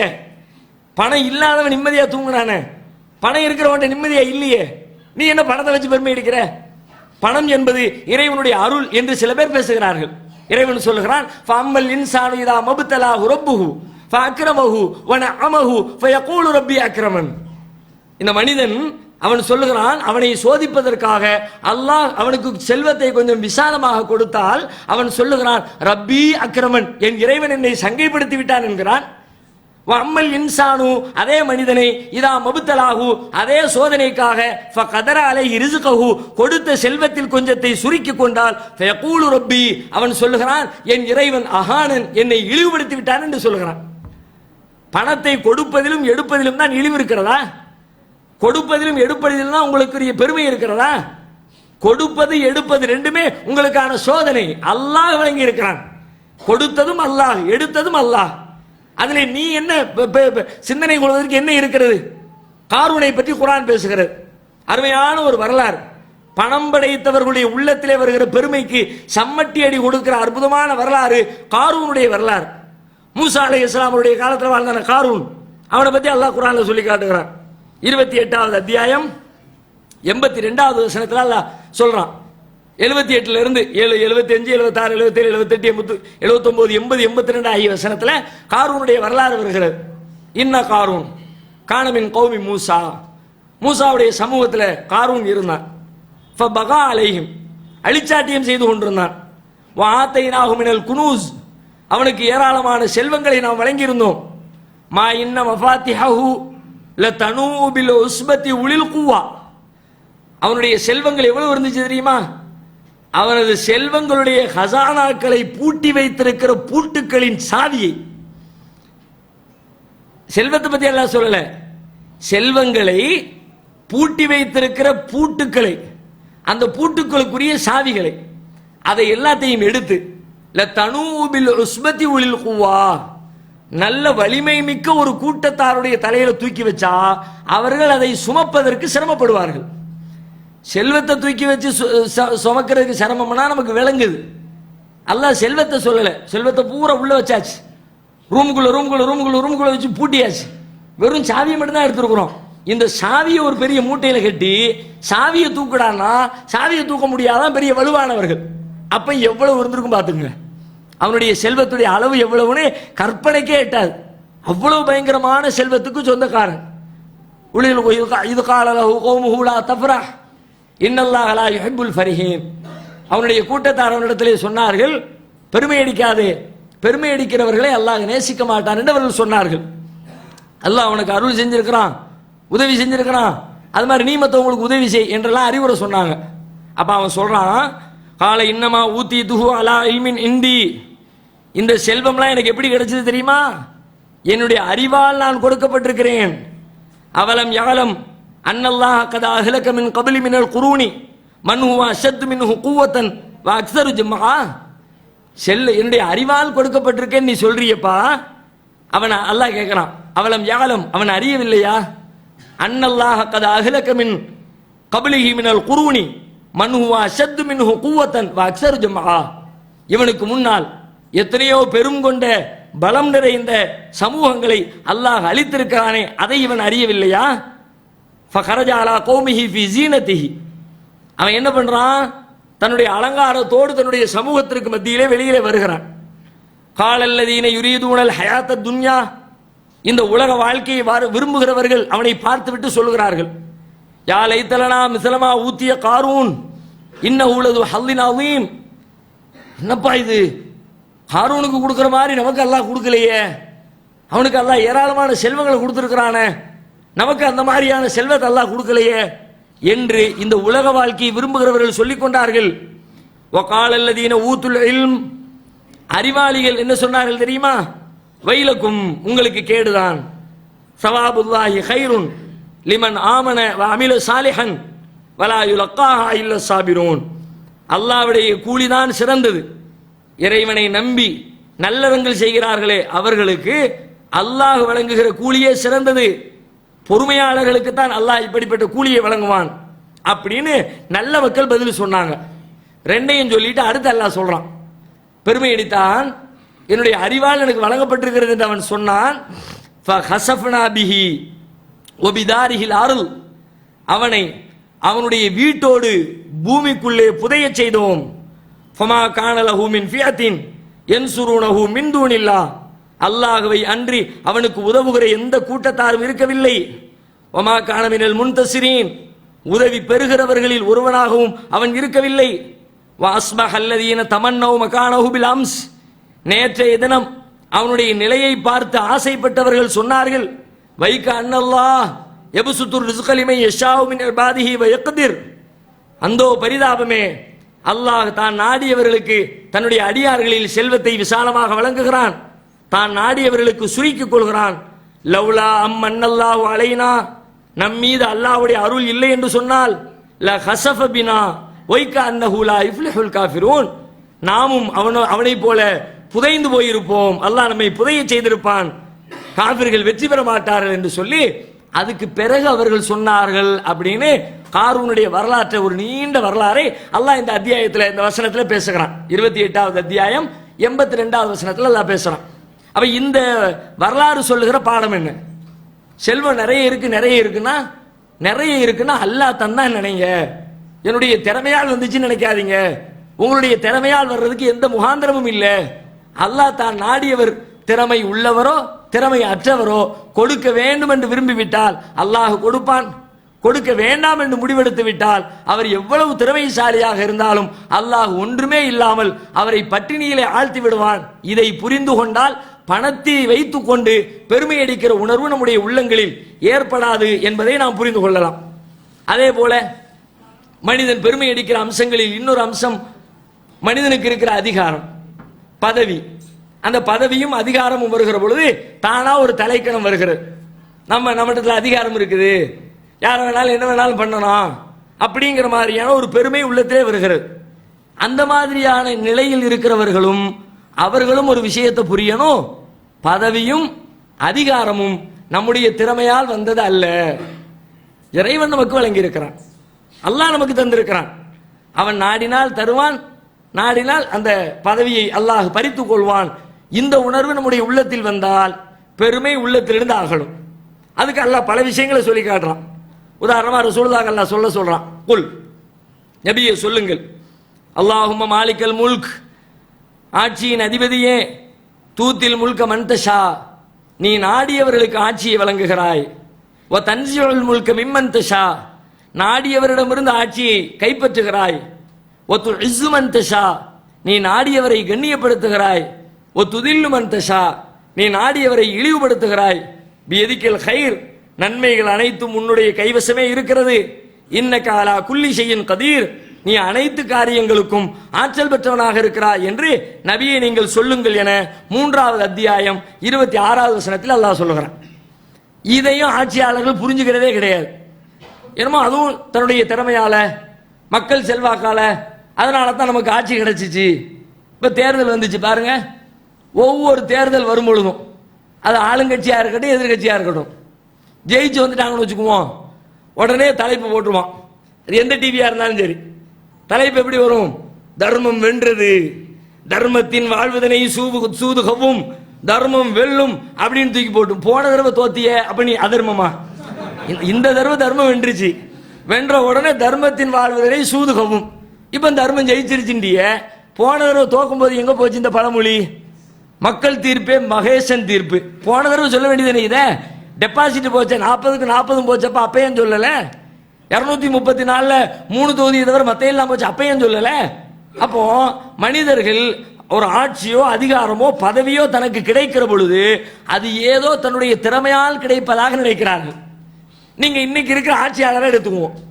தமிழ்நாட்டில் லாஸ்டா நடந்த சட்டசபை தேர்தல் வச்சுக்கிட்டே நீங்க பாருங்க, எத்தனை பேர் அந்த பொறுப்புக்கு தகுதியானவர்களாக இருக்கிறார்கள். அதிகாரிகள் சொல்றதை கேட்டுதான் அமைச்சர்களே ஆட்டம் போடுறது. ஒரு கேள்விக்கு ஆன்சர் பண்ணணுமா, அவர் பேப்பர் வரணும் அங்க இருந்து, அதிகாரி பேப்பர் வரலாட்டி பேப்பர் முடிச்சுக்கிட்டே நிற்பார், ஒன்றும் தெரியாது. இந்த நிலையில இருக்கிறவர்கள் நாட்டிலே அமைச்சர்களாக இருக்கிறார்கள். இன்னைக்கு பாருங்க, தமிழ்நாட்டில் காங்கிரஸ்காரங்க ஒரு கோஷத்தை சொல்லிக்கிட்டே இருப்பாங்க, காமராஜர் ஆட்சி காமராஜர் ஆட்சிமா. காமராஜர் ஆட்சின்னு சொல்றாங்க. அந்த காமராஜருக்கு எந்த நிலைமை ஏற்பட்டுச்சு? விருதுநகர் தொகுதியில் போட்டியிடும் பொழுது ஆளை காலி பண்ணி விட்டாங்க, ஜெயிக்க முடியல. ஒரு சட்டமன்ற தேர்தலில் ஜெயிக்க முடியாத அளவிற்கு தோல்வியை தழுவினார். இதுவெல்லாம் எதை இன்றைக்கு உலகம் பெரிதாக பார்க்கிறது? தமிழ்நாட்டில் இருக்கிற நிறைய பேர் எவ்வளவு பெரிய ஆட்சியை தந்தாரு, அற்புதமான ஆட்சியை வழங்கினாரு என்றெல்லாம் பலராலும் பேசப்படுகிற ஒருத்தர் ஒரு கட்டத்தில் ஆட்சி அதிகாரத்தை இழந்திருக்கிறார், ஒரு தேர்தலில் போட்டியிட்டு ஜெயிக்க முடியாத சூழலுக்கு தள்ளப்பட்டிருக்கிறார் என்று சொன்னால் எதை காட்டுகிறது? இறைவன் நாட வேண்டும். வெற்றியோ தோல்வியோ, பதவியோ அதிகாரமோ எதுவாக இருந்தாலும் அவனுடைய நாட்டத்தின் பேரில் தான் நமக்கு கிடைக்கிறதே தவிர நம்முடைய திறமையால் அவைகள் கிடைப்பதில்லை என்ற நம்பிக்கை நம்முடைய உள்ளத்திலே ஆழ பதிந்தால் அதுக்கான புகழ் எல்லாம் அல்லாஹ் பக்கம் சாட்டிடுவோம். பதவி கிடைச்சிச்சா, எனக்கு நம்ம அல்லாஹ் கொடுத்துருக்கிறான், அல்லாஹ் நாடுனா தருவான், நாடுனா எடுப்பான், இதுல நான் என்ன பெருமை அடிக்கிறதுக்கு என்ன இருக்குது? பல இடத்துல அல்லாஹ் இந்த செய்தியை சொல்றான். 43வது அத்தியாயம் 32வது வசனத்துல அல்லாஹ் சொல்றான், அவும் யக்ஸிமூன ரஹ்மத் ரப்பிக், உம்முடைய இறைவனின் அருளை அவர்கள் பங்கு வைக்கிறார்களா? நஹனு கஸம்னா பைனஹும் மஈஷத்தஹும் ஃபில் ஹயாத்தித் துன்யா, இந்த உலக வாழ்க்கையில் அவர்களுக்கான பங்கை நாமே பங்கு வைக்கிறோம். உலக வாழ்க்கையினுடைய இன்பங்களை நாமே பங்கு வைக்கிறோம். வரஃபானா பஅலஹும் ஃபௌக பஅலின் தரஜாத்தின் லியத்தகித பஅலுஹும் பஅலன் சுக்ரியா, அவர்களில் ஒருவர் மற்றொருவரை பணியாளராக எடுத்துக்கொள்வதற்காக சிலரை விட மேம்படுத்தி இருக்கிறோம். வரஹ்மத்து ரப்பிக்க கைருன் மிம்மா யஜ்மஊன், அவர்கள் சேர்ப்பதை விட உமது இறைவனின் அருளே மிகச் சிறந்தது என்று அல்லாஹ் குர்ஆன்ல சொல்றான். இந்த வசனத்துல அல்லாஹ் என்ன சொல்றான்? சிலரை விட சிலரை மேம்படுத்துறோம். உனக்கு கீழே இவன், உனக்கு மேல அவரு, இவர் கீழுள்ள அதிகாரி, அவர் மேலுள்ள அதிகாரி அப்படின்னு அதிகாரத்துல மேல கீழே எல்லாம் வருதுல்ல, நாம ஏற்படுத்தணும். இது நானா உண்டாக்குனேன். மேலையும் கீழே இருந்தா தான் நல்லா இருக்கும், அப்பதான் உலக வாழ்க்கையா இருக்கும். எல்லாரையும் ஒரே லெவலில் கொண்டு வச்சா வாழ்க்கையே இருக்காது. உலகத்தில் இருக்க எல்லாத்தையும் ஒரே தட்டில் கொண்டு வச்சிருவோம்னு வச்சுக்குவோம். உதாரணத்துக்கு எல்லாத்தையும் செல்வந்தர்கள் ஆக்கிட்டோம், எல்லா உலகத்தில் இருக்கிற எல்லாருக்கும் ஒரு 10 கோடி ரூபாய் சொத்து இருக்குன்னு வச்சுக்குவோம். எல்லாம் கோடீஸ்வரர்களா இருக்கிறோம். உலகம் இயங்குமா? மொத்த உலகத்தில் யாரை பார்த்தாலும் எல்லாருக்கும் 10 கோடி ரூபாய் சொத்து. 10 கோடி ரூபாய் சொத்தை வச்சுக்கிட்டு எல்லாரும் உட்கார்ந்துருந்தா உலகத்தில் கூலி வேலை பார்க்கறது யாரு? வயல்ல இறங்கி நாத்து நடுறது யாரு? அறுவடை பண்றது யாரு? துணி தைக்கிறது யாரு? கக்கூச கழுவுறது யாரு? பில்டிங் கட்டுறது யாரு? யாரை கூப்பிட்டாலும் அவன் என்ன சொல்லுவான்? தம்பி நீ என் வீட்டில் வேலை பாருமா. ஏன் அவனும் மனக்காரம்ல. நான் போய் ஒருத்தனை வாங்கல வீடு கட்டலாம், வாங்கல நீங்க வீடு கட்டி கொடுத்துட்டு போங்களேன், நம்மள கொடுவாரு. ஒரு சட்டை தைச்சு கொடுங்களேன், எனக்கு நீங்க தைச்சு கொடுங்களேன். நீங்க வயல்ல நாத்து நட்டு கொடுங்களேன், எனக்கு ஒரு 10 ஏக்கர் நிலம் இருக்கு, அதுல நீங்க நாத்து நடுங்களேன். என்னத்துக்கு ஆகுறது? ஒரு வேளையும் ஒருத்தனை செய்யாம உலகமே அழிஞ்சு போயிடும். அப்ப அதான் அல்லாஹ் சொல்றான், ஒருத்தனை விட ஒருத்தனை பணியாளராக ஆக்குறதுக்காக நான் சிலரை விட சிலரை மேம்படுத்தி இருக்கிறேன். மேம்பாடுங்கிறது ஏன் இருந்து வந்திருக்கு. எந்த மேம்பாடு வேணாலும் எடுத்துக்க, செல்வத்தின் மேம்பாடா, அறிவின் மேம்பாடா, எதை வேணாலும் கொண்டு வா. எல்லா மேம்பாடுமே என்னால் உருவாக்கப்பட்டிருக்கிறது, அது உன்னால் உருவாக்கப்பட்டது இல்லை. பிறகு ஏன் நீ பெருமை அடிக்கிறாய்? பிறகு ஏன் நீ அதில் ஆணவம் கொள்கிறாய்? பிறகு ஏன் அதை வைத்து நீ அடுத்தவர்களை மட்டப்படுத்த நினைக்கிறாய்? அதுல ஒரு செய்தியும் இல்லையப்பா என்று அல்லாஹ் ரப்புல் ஆலமீன் இந்த வசனத்தின் வழியாக மனிதர்களுக்கு பாடம் நடத்துகிற செய்தியை பார்க்கிறோம். அதே போல உலகத்தில் எந்த அம்சங்கள்லாம் இருக்கோ எல்லாத்தையும் பெருமை அடிக்கிற செய்திகள் ஒவ்வொன்றா அல்லாஹ் பட்டியலிடுறான். உடல் அழகா இருக்கிறாங்கன்னு வச்சுக்குவோம். அழகை வச்சு சில பேர் அழக அற்றவர்களை இழிவாக பார்ப்பார்கள். அவன் மூக்க பாரு சப்பையா இருக்கு, நம்ம மூக்கு கண்ணாடி நின்றுட்டு கத்தி மூக்கு, தன்னைத்தானே பெருசா பேசிக்குவார். இவர் தன்னை அழகாக நினைக்கிறது தப்பு கிடையாது. தன்னை அழகாக எண்ணுகிற நேரத்தில் இன்னொருவரை அசிங்கமாக கருதுகிறார். பார்த்தீங்களா? அங்கதான் பிரச்சனை. நம்ம தான் ஆள் எடுப்பா இருக்கிறோம், நம்ம கூட இருக்கிறதெல்லாம் எடுப்பா இல்லை, அதுக்கு நிறம் கம்மியா இருக்குது, மூக்கு சப்பையா இருக்குது, ஆளு குள்ளமா இருக்குது, பார்க்கறதுக்கு விகாரமா இருக்குது அப்படின்னு மனிதர்கள் சில பேர் நினைக்கிறாங்களே. அல்லாஹ் சொல்கிறான் 3வது அத்தியாயம் 6வது வசனத்தில் அல்லாஹ் சொல்கிறான், ஹுவல்லதி யுஸவ்விருக்கும் ஃபில் அர்ஹாமி கைஃப யஷா, அவன்தான் தான் நாடிய விதத்தில் கருவறைகளில் உங்களை வடிவமைத்தான். உங்களுக்கான தோற்றத்தை அவன் நாடிய விதத்தில் அவன் வடிவமைத்தான். இதுல நீ பெருமை அடிக்கிறது என்ன இருக்கு? உன் மூக்கு நீளமா இருக்குன்னா நீ உட்கார்ந்து அம்மா வயிற்றுக்குள்ள இருந்து செதுக்கினியா உட்கார்ந்துக்கிட்டு நல்ல நீளமா வரட்டும் நீ ட்ரை பண்ணியா? உன் கண்ணு அழகா இருக்கு, நீ அதுல சம்பந்தப்பட்டியா? உன்னை படைத்த இறைவன் அதை செதுக்கி இருக்கிறான். அல்லாஹ் இந்த அழகை விளங்கி இருக்கிறான். இதுல என்னுடைய அழகு உயர்ந்தது, உன்னுடைய அழகு மட்டமானது சொல்றதுல என்னப்பா நியாயம் இருக்கிறது அப்படின்னு அல்லாஹ் கேள்வி கேட்கிறான். அதே மாதிரி மக்கள் செல்வங்களை குறித்து பல பேர் பெருமை எடுப்பார்கள். நிறைய குழந்தை குட்டிகள் அல்லாஹ் கொடுத்துட்டாங்கன்னா அதுல ஒரு பெரிய மகிழ்ச்சி, சந்தோஷம், பெருமை, ஆணவம். உனக்கு பிள்ளை இல்லை, எனக்கு அல்லாஹ் 5 பிள்ளையை கொடுத்துட்டான். இன்னைக்கு நம்ம நாட்டை பொறுத்த வரைக்கும் நிறைய குழந்தைகள் பெறுறவங்களை எல்லாம் என்னமோ பெரிய குற்றவாளி மாதிரி பார்க்க ஆரம்பிச்சிட்டானுங்க. அது கொஞ்ச நாளா செஞ்ச பிரச்சாரம். இந்திரா காந்தி பீரியட்ல இருந்து நீங்க பாத்தீங்கன்னா திரும்ப திரும்ப நிறைய பிள்ளைய பெறுறதெல்லாம் ஒரு கேவலமானது மாதிரி சொல்லி சொல்லி சொல்லி நாம் ஒருவர், நாம் இருவர், நமக்கு இருவர், இந்த மாதிரியான கோஷங்களை எல்லாம் சொல்லி தப்பா சித்தரிச்சுட்டான்.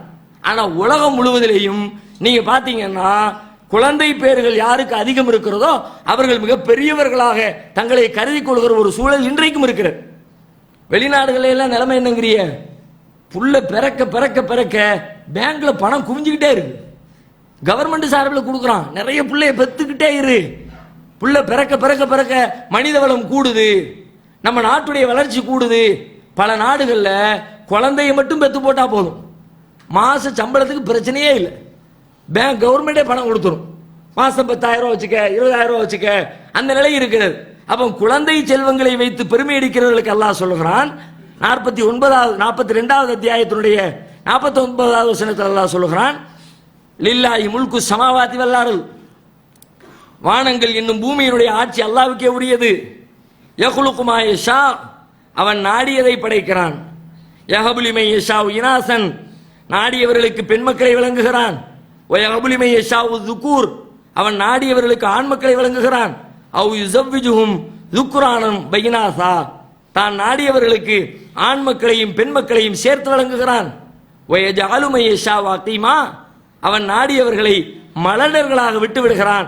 இன்னஹு அலீமுன் கதீர், அவன் ஆற்றல் உடையவனாகவும் அனைத்தையும் அறிந்தவனாகவும் இருக்கிறான் என்று அல்லாஹ் ரப்புல் ஆலமீன் 42வது அத்தியாயத்தினுடைய 49, 50 ஆகிய வசனத்தில் சொல்றத பார்க்கிறோம். அதே போல முந்தி அனுப்பப்பட்ட நபிமார்களுடைய வரிசையில் ஒரு நபியை பத்தி அல்லாஹ் சொல்லிட்டே வர்றான். ஜக்கரியா அலைஹிஸ்ஸலாம். ஜக்கரியா அலைஹிஸ்ஸலாத்துக்கு பிள்ளையே இல்லை. அல்லாஹ் இடத்துல பிள்ளைய கேட்டுக்கிட்டே இருக்கிறாங்க. ஒரு கட்டத்தில் அல்லாஹ் பிள்ளைய தர்றேன்னு சொல்லிட்டான். சொன்ன உடனே அவருக்கு நம்ப முடியல. எனக்கு பிள்ளையா? அவ்வளவு நேரம் அவர் தான் கேட்டார். அல்லாஹ் குர்ஆன்ல அப்படி சொல்லி காட்டுகிறான். ذிக்ரு ரஹ்மத்தி ரப்பிக அப்தஹு ஜக்கரியா இத் நாதா ரப்பஹு நிதான் ஹஃபியா. அவர் தனது இறைவனிடத்திலே ரகசியமாக பிரார்த்தித்தார். கால ரப்பி இன்னி வஹனல் அஸுமு மின்னி வஸ்தஅல ரஸு ஷைபா வலம் அகும் பிதுஆயிக ரப்பி ஷகியா. யா அல்லாஹ், என்னுடைய எலும்பெல்லாம் பலகீனமாயிடுச்சு, என்னுடைய தலைமுடி நரைத்து விட்டது, ஆனாலும் உன்னிடத்திலே நான் பிரார்த்திப்பதிலிருந்து துர்பாக்கியசாலியாக ஆக மாட்டேன், எனக்கு ஒரு பிள்ளையை தா கேட்டுக்கிட்டே இருந்தாங்க. அல்லாஹ் ஒரு கட்டத்தில் கொடுக்குறேன்னு ஒத்துக்கிட்டான். உடனே அவரால் நம்ப முடியல. யா அல்லாஹ், எனக்கு பிள்ளையா? நான் இவ்வளவு வயசாலி ஆகிட்டேன், எனக்கு இப்படி பிள்ளை பிறக்கும்? அதை கேட்குறாங்க. அல்லாஹ் சொல்றான், ரப்பி அண்ணா யகூனுலி குலாமுன். யா அல்லாஹ், எனக்கு எப்படி குழந்தை பிறக்க முடியும்? வகது பலகனியல் கிபரு, நான் முதுமையடைந்து விட்டேன். ஒம்ராத்தி ஆக்கிர், என் மனைவி மலடியாக இருக்கிறாள், எனக்கு எப்படி குழந்தை பிறக்க முடியும் என்று அவர் கேட்டார். கால இறைவன் சொன்னான், கதாலிக் அல்லாஹு யஃஅலு மா யஷா. இப்படித்தான் அல்லாஹ் தான் நாடியதை செய்கிறவனாக இருக்கிறான். குழந்தைகளை தருவது என்னுடைய அதிகாரம். நான் விரும்பியவருக்கு தருவேன், விரும்பிய விதத்திலே தருவேன், நான் தான் தருகிறேன். யாரும் தானாக சுயமாக குழந்தைகளை பெற்றுக்கொள்வது கிடையாது, அது என்னை சார்ந்தது என்று அல்லாஹ் சொல்லுகிறான். இப்படி ஒவ்வொரு அம்சமாக எதிலெல்லாம் உலக மக்கள் பெருமை அளிப்பார்களோ, பணத்தால் பெருமையா, நான் தான் பணம் தருகிறேன். அழகால் பெருமையா, நான் தான் அழகை தருகிறேன். ஆரோக்கியத்தால் பெருமையா, நான் தான் ஆரோக்கியம் தருகிறேன். குழந்தை செல்வத்தால் பெருமையா, நான் தான் குழந்தை செல்வத்தை தருகிறேன். படைபலத்தால் பெருமையா, நான் தான் படைபலத்தை தருகிறேன். அனைத்தையும் செய்பவன் அல்லாஹ் என்ற எண்ணம் நம்முடைய உள்ளத்திலே இருந்தால், எந்த ஒரு காரியத்தில் நாம் மேம்பட்டிருந்தாலும், மற்றவர்களை விட உயர்வாக அல்லாஹ் நம்மை ஆக்கியிருந்தாலும், அந்த அம்சம் நம்முடைய உள்ளத்தில் பெருமையை கொண்டு வந்து சேர்க்காது. அல்லாஹ்வுக்கே எல்லா புகழும் என்று சொல்லி பணிவை கொண்டு வந்து சேர்க்கும். இதை புரிந்து கொண்டு பணிவோடு நடக்கிற மக்களாக நாம் மாற வேண்டும். அல்லாஹ் ரப்புல் ஆலமீன் நம் அனைவரையும் அப்படிப்பட்ட பணிந்து நடக்கிற நன்மக்களாக ஆக்கி அருள் புரிவானாக. அல்லாஹ்.